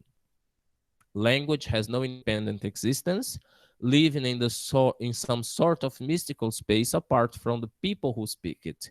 Language exists only in the brains and the mouths and ears and hands and eyes of its users. When they succeed on the international stage, their language succeeds. When they fail, their language fails. This point may seem obvious, but it needs to be made at the outset because over the years, many popular and misleading beliefs have grown up about why a language should become internationally successful. It is quite common to hear people claim that language is a paragon on account of its perceived aesthetic qualities, clarity of expression, literary power, or religious standing. Hebrew, Greek, Latin, Arabic, and French are among those which at various times have been lauded in such terms, and English is no exception. It is often suggested, for example, that there must be something inherently beautiful or logical about the structure of English in order to explain why it is now so widely used. It has less grammar than other languages, some have suggested. English does not have a lot of endings on its words, nor do we have to remember the difference between the masculine, feminine, and neuter gender, so it must be easier to learn. In 1848, a reviewer in the British periodical The Athenaeum wrote, in its easiness of grammatical construction, in its paucity of inflection, in its almost total disregard of the distinctions of gender, excepting those of nature, in the simplicity and precision of its terminations and auxiliary verbs, not less than in the majesty, vigor, and copiousness of its expression, our mother tongue seems well adapted by organization to become the language of the world. Such arguments are misconceived. Latin was once a major international language, despite of its many inflectional endings and gender differences. Daqui desse excerto, o que, que vocês capturam? Não há nada que estruturalmente eleja uma língua para se tornar global. Não há nada também que estruturalmente desabone uma língua para que ela se torne global. Línguas são difíceis ou fáceis de aprender. O que é difícil para um afegão pode ser muito fácil para um russo, pode ser meio difícil para um brasileiro. Aquela língua que para mim é fácil, como se diz aí pejorativamente do espanhol, que o espanhol é português mal falado, pode ser um verdadeiro karma para um falante de japonês. O português pode ser a língua mais difícil do mundo para quem nunca entrou em contato com qualquer língua latina. Embora esse pensamento tenha permeado, inclusive, a academia, de que há uma suposta superioridade ou inferioridade linguística, assim como a gente sabe que a eugenia foi uma ideologia em voga em uma certa época, a ideia de comparar línguas entre línguas mais ou menos sofisticadas, línguas que permitem esse ou aquele provimento de um sentido ou de outro, também esteve nos momentos aí pré-linguística, né, pré-socirianos, em voga. Would anyone say, do you want to say something? Do you want to make observations? I'm almost finishing, okay? Just give me some minutes. So, again, the same quotation, okay? So, as any other language, English has a complex grammatical system and a vast vocabulary, which is sometimes constituted by foreign words, as we discussed before, such as those words borrowed from French. Why does English have lots of words from French? What is the hypothesis you can make about this? Como vocês explicariam palavras como brassiere, fiancé, que mais? Conseguem lembrar outras palavras que vêm do francês? French was the global language, or at least tried to be, yeah? At some moment in history, French was more prominent than English. Garage, massage, Daniel está colocando aqui. Por que que isso acontece? Well, if you study a little bit of the history of England, you will see that during some time, England was conquered by France. It was the same empire, part of the same empire. Para quem quiser saber um pouquinho mais sobre isso, leiam ou assistam o filme, né? Leiam a obra de Shakespeare, Henrique V, ou assistam o filme Henrique V. E vocês vão entender que durante um tempo os reinos de França e Inglaterra foram unificados e o francês foi imposto como língua da Inglaterra. Obviamente que com a retirada retomou-se o falar do inglês. Sempre houve resistência, como eu disse, a todo poder que é imposto há alguma resistência. Mas houve domínio do francês, uma resistência, o inglês foi considerado uma língua, digamos assim, de menor prestígio, falada por uma classe social mais baixa, mas foi preservada. Com a dissociação de novo dos reinos, o inglês volta a ser língua materna, oficial daquela nação, mas fica algo do francês, né? Fica muita coisa do francês. Fica também bastante coisa do latim, nesse caso não por imposição, mas por sedução, pelos modelos de literatura que se tinha, pela ideia de que o latim era a língua na qual se registrava todo o conhecimento da humanidade, toda a academia era feita em latim, o conhecimento guardado pelas igrejas estava em latim.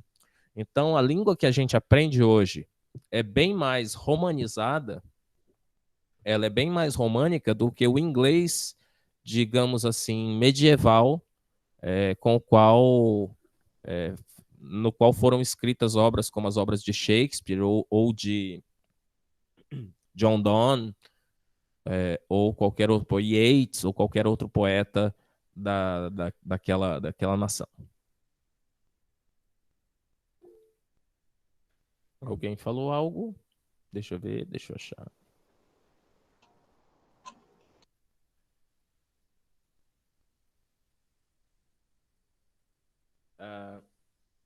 Daniel pergunta se seria pela relação adstrado por não ter sido uma relação de dominação ou submissão. Não, mas houve uma relação de dominação e submissão. No caso do francês, eu não sei se você fala do latim, Daniel. É do latim que você está falando? Confirma para mim. Você pode se expressar oralmente para dirimir a dúvida? Não, eu estava falando do inglês mesmo, nesse período que tu falaste, que ele se uniu, o Império, no caso, a Inglaterra se uniu com a França, eu creio que foi mais ou menos isso que tu Foi falou, e ela... conquistada, na verdade, né? Então foi a relação de conquistação. A Foi na Inglaterra foi porrada. conquistada pela Foi França. na espada, não Então, foi na... então seria um superestrato, se eu não me engano. Exatamente. E a língua do dominador foi imposta à língua do dominado. Exatamente. Como diz o Tiririca, Aí, não foi no diálogo, não. Foi na mãozada mesmo no pé do vidro. na porrada. Foi. Então eu creio que tenha sido isso, porque quando a relação de superextrato, que é justamente quando o dominador ele impõe essa língua no dominado, tu tem ali uma questão de que o dominado ele vai adquirir o léxico daquela língua, que foi o que aconteceu com o inglês, porém a fonética ela é preservada, só que ela também é adquirida.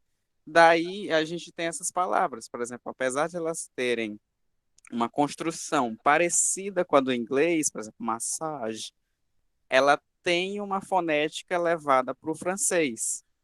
E isso se vê até hoje, quando tu vê, por exemplo, um francês falando inglês, eles tendem a levar um pouco o sotaque deles para o britânico. Claro, há ali uma certa diferença, mas quando tu vê um francês falando inglês, que é bem assim, bem raro, né? Porque francês não gosta de falar inglês. Até porque os Tu tem verdadeiros britânicos, desculpa, Daniel, até porque os verdadeiros britânicos estão na França. A Bretanha, sim, a Bretanha é na França. Né? A exato, Grã-Bretanha que a gente conhece hoje não tem Bretanha dentro dela. exatamente. Então é mais uma questão de quem adquiriu a língua de quem nesse período. E foi um Uhum. período bem significativo, porque se a gente tem resquícios linguísticos e fonéticos, ou fonais, né, já pegando as duas áreas, fonética e fonologia, então ela foi uma coisa bem importante para explicar o porquê de termos palavras em francês dentro do inglês com pronúncias totalmente em francês. Massage, Uhum. garage, Com passade.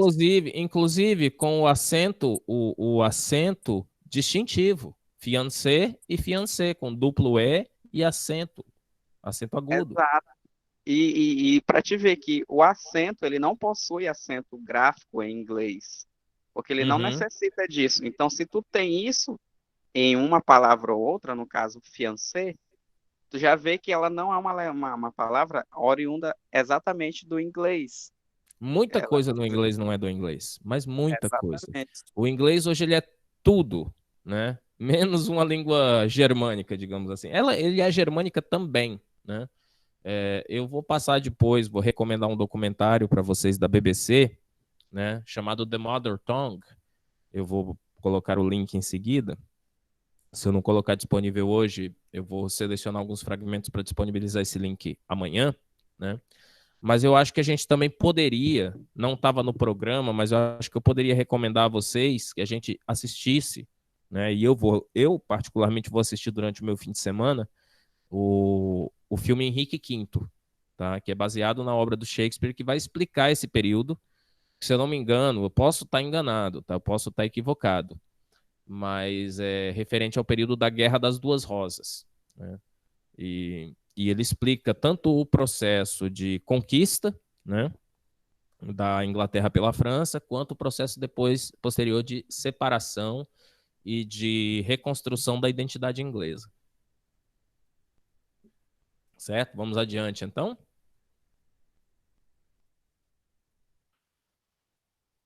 So, Crystal sees this ease of English to borrow words as a positive aspect of the language, because this enables the language to, as a good candidate to be a global language, a global means of interaction. If you had the experience talking to some British people, they correct you much more than what Americans do. The British love to correct your English. The Americans let you speak. They want to understand you. They are more tolerant to mistake, to grammar deviations, because they have a purpose with that, maybe. Se você quer vender para alguém alguma coisa, você não fica corrigindo essa pessoa. Você simplesmente vende, né? A menos que você seja muito chato, né? Os britânicos, eles têm essa fama. É difícil falar os britânicos, ou os americanos, ou os franceses, porque a gente acaba também investindo em estereótipos e acaba também incorrendo no erro de ser etnocêntrico. Mas, numericamente falando, estatisticamente falando, os britânicos, eles são muito mais preciosistas, né? Com o idioma que eles consideram deles, né?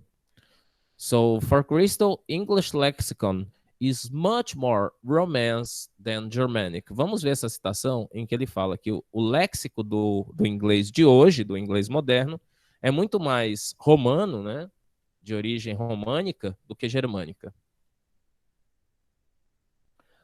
For example, says Crystal, página 8. For example, learners sometimes comment on the familiarity of English vocabulary, deriving from the way English has, over the centuries, borrowed thousands of new words from the language with which it has been in contact. The welcome given to foreign vocabulary places English in contrast to some languages, notably French, which have tried to keep it out, and gives it a cosmopolitan character, which may see as an advantage for a global language. From a lexical point of view, English is in fact far more a Romance than a Germanic language, and there have been comments made about other structural aspects too, such as the absence in English grammar of coding social class differences, which can make the language appear more democratic to those who speak a language like Javanese that does express an intricate system of class relationships. Olha que interessante. Professor. Yes. So English isn't a democratic language. It is a global language, but in the world, if we look the peoples that can speak English, is a social and economic condition higher. I got your point. Yes, I agree. So English isn't a democratic language, or how can I say, apesar? Although is a global language. It's not democratic. It looks democratic. It's a paradox. It's ironic. Yeah. Let's try to understand Crystal's point of view. He is not saying that English was democratized. He's saying that English has an effect, as we say in discourse analysis, a sense effect, efeito de sentido, né, de que é democrática. What Crystal means is that in English, you don't have lots of distinctions of social class in the pronouns, for example.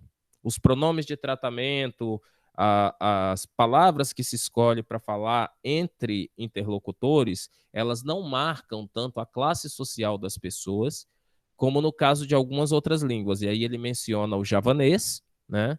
Mas várias outras línguas, a forma como você fala revela a classe social de onde você vem. E revela também com quem você está falando, que pertence a uma classe social inferior ou superior. Algumas línguas têm isso marcado na gramática. E o que o Crystal fala é que na gramática da língua inglesa, isso não está marcado. Isso não quer dizer que, por exemplo, no caso brasileiro, quem fala inglês não pertence, a gente sabe muito bem que pertence, a uma classe social privilegiada. Ou pelo menos a segmentos de diversas classes sociais, mas que são privilegiadas em relação a outras, né? Existem camadas da sociedade brasileira que jamais tiveram a oportunidade de entrar em contato de uma maneira satisfatória com a língua inglesa. Eu entendi seu ponto e entendi o Crystal. O que o Crystal quer dizer é que na estrutura da língua, no aspecto gramatical, o inglês ele não possui tantas marcas, por exemplo, de castas, de classe, de distinção profissional, entendeu? Não sei se eu consegui ser claro na minha explicação. Yes, yes. Okay? I Mas eu understand. entendo a Thanks. sua.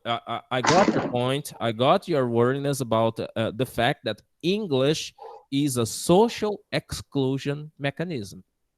O inglês no Brasil hoje é um dispositivo de exclusão social. E eu acho que todos nós, principalmente aqueles de nós que vamos, né, que vocês vão se tornar professores, alguns vão para a rede pública, tem que ter em mente que vocês carregam um conhecimento que pode ser utilizado para incluir socialmente ou para excluir. Assim como a gramática formal, infelizmente, leituras equivocadas da sociolinguística levam alguns a crer que não devem mais ensinar gramática formal nas escolas. Eles devem ensinar gramática formal e não só ela. Ensinar a valorizar as variantes, mas não deixar de ensinar aquela que é usada como ferramenta de exclusão social.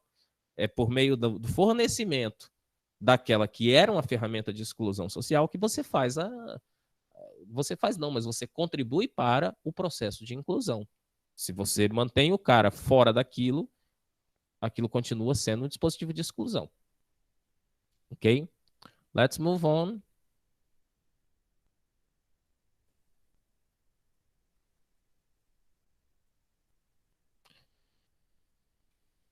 So, if Crystal will say, yeah, that a language does not become a global language because of its intrinsic structural properties, or because of the size of its vocabulary, or because it has been a vehicle of great literature in the past, or because it was once associated with a great culture or religion. Although these factors are important, they are relevant, but they are not isolatedly the only ones. These are all factors which can motivate someone to learn a language, of course, but none of them alone or in combination can ensure a language's widespread. Indeed, such factors cannot even guarantee survival as a living language, as is clear from the case of Latin, learned today as a classical language by only a scholarly and religious few. Correspondingly, inconvenient structural properties, such as awkward spelling, do not stop a language achieving international status either. No caso do chinês, até o sistema de grafia é diferente. E mesmo assim, ela é uma língua bastante difundida hoje. A language has traditionally become an international language for one chief reason: the power of its people, especially their political and military power. I would include in Crystal's words economic power. Eu acho que economia é a palavra de ordem nos dias de hoje, bem mais do que na época em que Crystal escreveu English as a Global Language. Na página 9, he says about, he goes on, the explanation, eu estou continuando o trecho, tá? The explanation is the same throughout history. Why did Greek become a language of international communication in the Middle East over 2000 years ago? E aqui ele está falando basicamente dos anos em que, se eu não me engano, o apóstolo Paulo foi para a Grécia, né? E ele escreveu em grego trechos que foram incluídos no texto bíblico. Not because of the intellects of Plato and Aristotle. The answer lies in the swords and spears wielded by armies of Alexander the Great. Why did Latin become known throughout Europe? Ask the legions of the Roman Empire. Why did Arabic come to be spoken so widely across northern Africa and the Middle East? Follow the spread of Islam, carried along by the force of the Moorish armies from the 8th century. Why did Spanish, Portuguese, and French find their way into the Americas, Africa, and the Far East? Study the colonial policies of the Renaissance kings and queens and the way these policies were ruthlessly implemented by armies and navies all over the world, the known world. The history of a global language can be traced through the successful expeditions of its soldier sailor speakers. And English, as we shall see in chapter 2, has been no exception. Of course, nowadays, the spread of English has much more to do with this ability to be the medium for communication, for business. Business is a form of violence as well. Those who are excluded from business, those who are excluded from the economy know how violent economy can be. So it's another form of violence, okay? But anyway, so this is Crystal's point. Language is deeply related to power. And when he says power, Crystal reinforces military power. I'd put it nowadays uh, in the top of the scale. I'd put economy. Economic power is the key for a language becoming a prestige language or a global language. The same happens to varieties. The variety of Portuguese of prestige, of course, you learn this in social linguistics, is normally the variety of those who have money, who have not only money, but also cultural capital. Okay? Do you have any question, guys? Do you have any questions? So, I think it's No. lots of information to discuss in only one class. Okay, I'll pause because it's 11:10, and as we discussed, we are not having the pause for the coffee, so I think it's too much content to be discussing in only one day. I'll pause now. I'll set you free to cook your lunch. I'll cook mine, and we meet tomorrow at the same time, okay, to continue reading Crystal. If you are able to start reading Robert Phillipson chapter 1, because in the next set of slides, I will be exploring Crystal compared to what Robert Phillipson has to say about the spread of English, okay? Tomorrow, I would also like to discuss with you ways in which you could present some seminars, okay, on Robert Phillipson. So I have 3 chapters on Robert Phillipson, and I have 12 students here. So I'll probably split the group into 3 groups of 4 people, and I will allocate some time of class for you to get together in meets. What do you think of the idea? Do you think it's possible to host meets rooms for your groups, working groups? I'd like to hear it from you. Vamos falar em It's português, more porque hard. para ficar claro, porque é procedimento metodológico. Vocês acham que é possível vocês criarem as próprias salas de conferência para terem reuniões em grupo e apresentarem, serem debatedores, facilitadores dos textos do Philipson? Eu gostaria que vocês fossem facilitadores em alguma medida, provocadores, aqueles que vão ler e vão. Eu não gostaria de chamar de seminários, mas eu gostaria de chamar de Eu acho, debatedores. eu acho mais difícil a gente pegar e fazer tipo uma apresentação com um slide e tudo mais, porque é em grupo. E aí, sem essa parte presencial, de combinar tudo mais, fica mais complicado. Mas, tipo, de um grupo de pessoas ler e definir tópicos para cada um, incitar uma discussão, eu acho que é possível. Sim, eu gostaria de contar com grupos de 4 alunos. Esses grupos podem trabalhar em conjunto, né? Para que cada capítulo do Philipson fosse provocado, né? Eu falo provocado mesmo, apresentado, discutido, perguntado aos colegas, né? Instigar mesmo o debate. Essa não é uma disciplina que vai trazer verdades, ela vai trazer questões, né?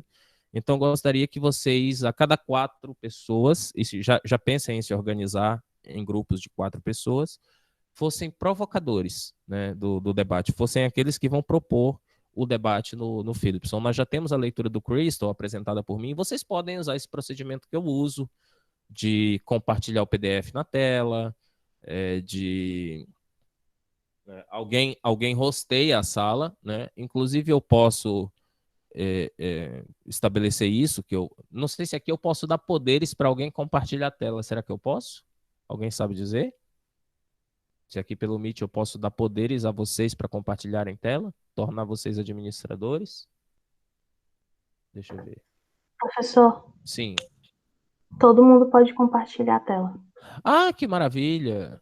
Ah, não é igual o StreamYard que a gente tem que deixar, então, ótimo.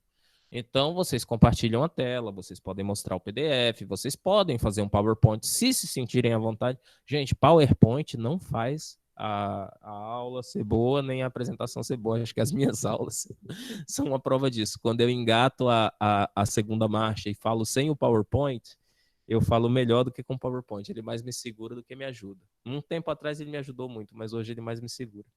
Tá? Então, a gente vai falar na próxima aula dos poderes, das formas e dos poderes que são exercidos para a política de promoção linguística. O poder econômico, o poder militar, aí vai entrar a questão do convencimento, a questão da sedução e da força, né, da imposição. A economia, a gente vai ver que ela tem um mezzo-imposição, mezzo-sedução. Tá? Por hoje eu espero que vocês tenham gostado, que tenham aprendido bastante. Sigam lendo o Crystal. E sim, pode ter um grupo de 5, sim, tá bom? Porque a conta nunca vai fechar. Pode ter sim um grupo de 5 pessoas. Professor, Sim.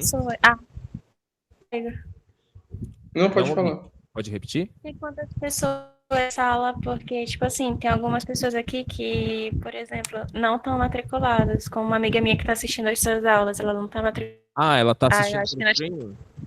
ela tá Ah, assistindo porque ela queria aprender sobre isso e tal, porque Que tem coisas que ela ainda legal. não viu quando ela fez a Nossa, cadeira. bem-vinda. Como ela chama?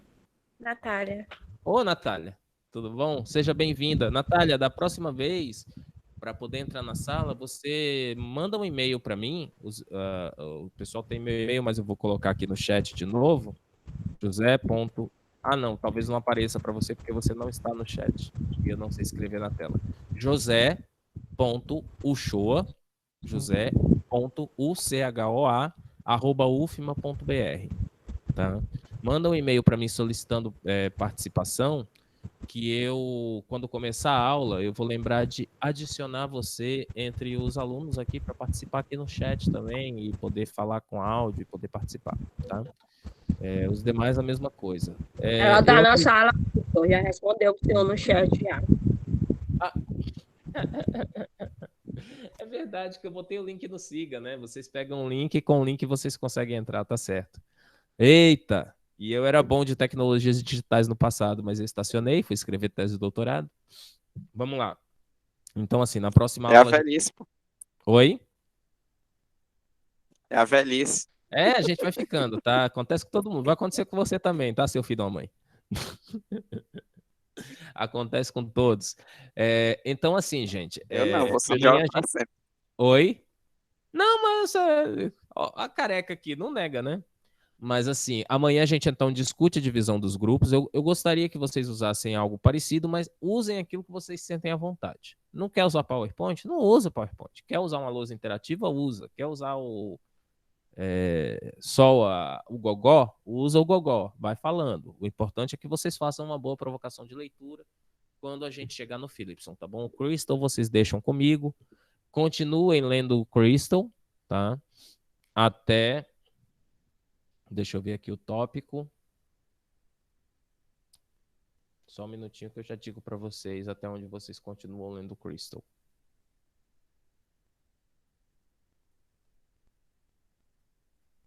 Ups. Vou pegar aqui o slide da aula que vem para saber até que ponto vocês vão ler Crystal. Me dá um minutinho para eu acessar meu drive. Eu nunca decoro esses capítulos de cabeça.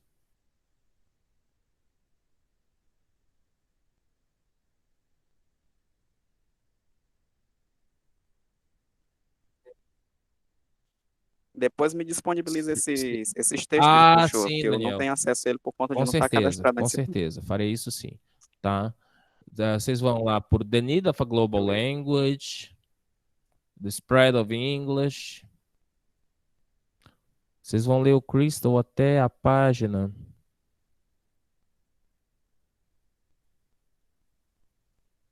Por volta da página 23, 24. Deixa eu ver onde é que acaba esse capítulo.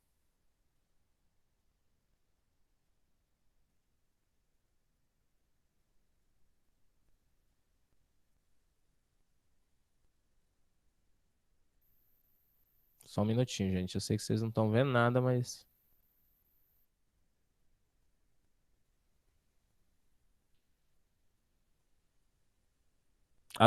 Todo o capítulo 1, na verdade, tá? Todo o capítulo 1 do Crystal e depois vocês pulam pro Philipson, capítulos 1, 2 e 3, tá bom? Vocês continuam me vendo aqui, né? Eu é que não tô vendo. Tá, então, para amanhã, professor, a Terminem o Crystal. gente. Terminem o Crystal e leiam o capítulo 1 do Philipson, mas não para fazer seminário nem nada disso agora. A gente O senhor fala terminar o Crystal, ler a partir da 29 até Não. onde? Só Vocês até devem 27. estar lendo o capítulo 1, certo? Terminem de ler o capítulo 1. Eu estou Tá, abordando o Crystal todo o capítulo 1, tá bom? tá bom. Lê o capítulo 1, Tranquilo. vai para o capítulo 1 do Philipson, já vai se situando, já vai pisando no território dele, porque a próxima aula que eu entrar em assuntos do Crystal vai ser Crystal já com as pitadas do Robert Philipson. Nada que dê spoiler da provocação de vocês, mas já vai ter umas pitadas do Robert Philipson, tá bom? Então por hoje vamos descansar, tá bom? Eu agradeço a presença de todo mundo, lembrando que esse vídeo fica disponível como estreia no meu canal no YouTube. Dê o like, toque o sininho. Agora me ensinaram que tem que pedir isso, né? Dê o like, toque o sininho e se inscreva no canal. E quem sabe um dia eu fico rico igual o Felipe Neto.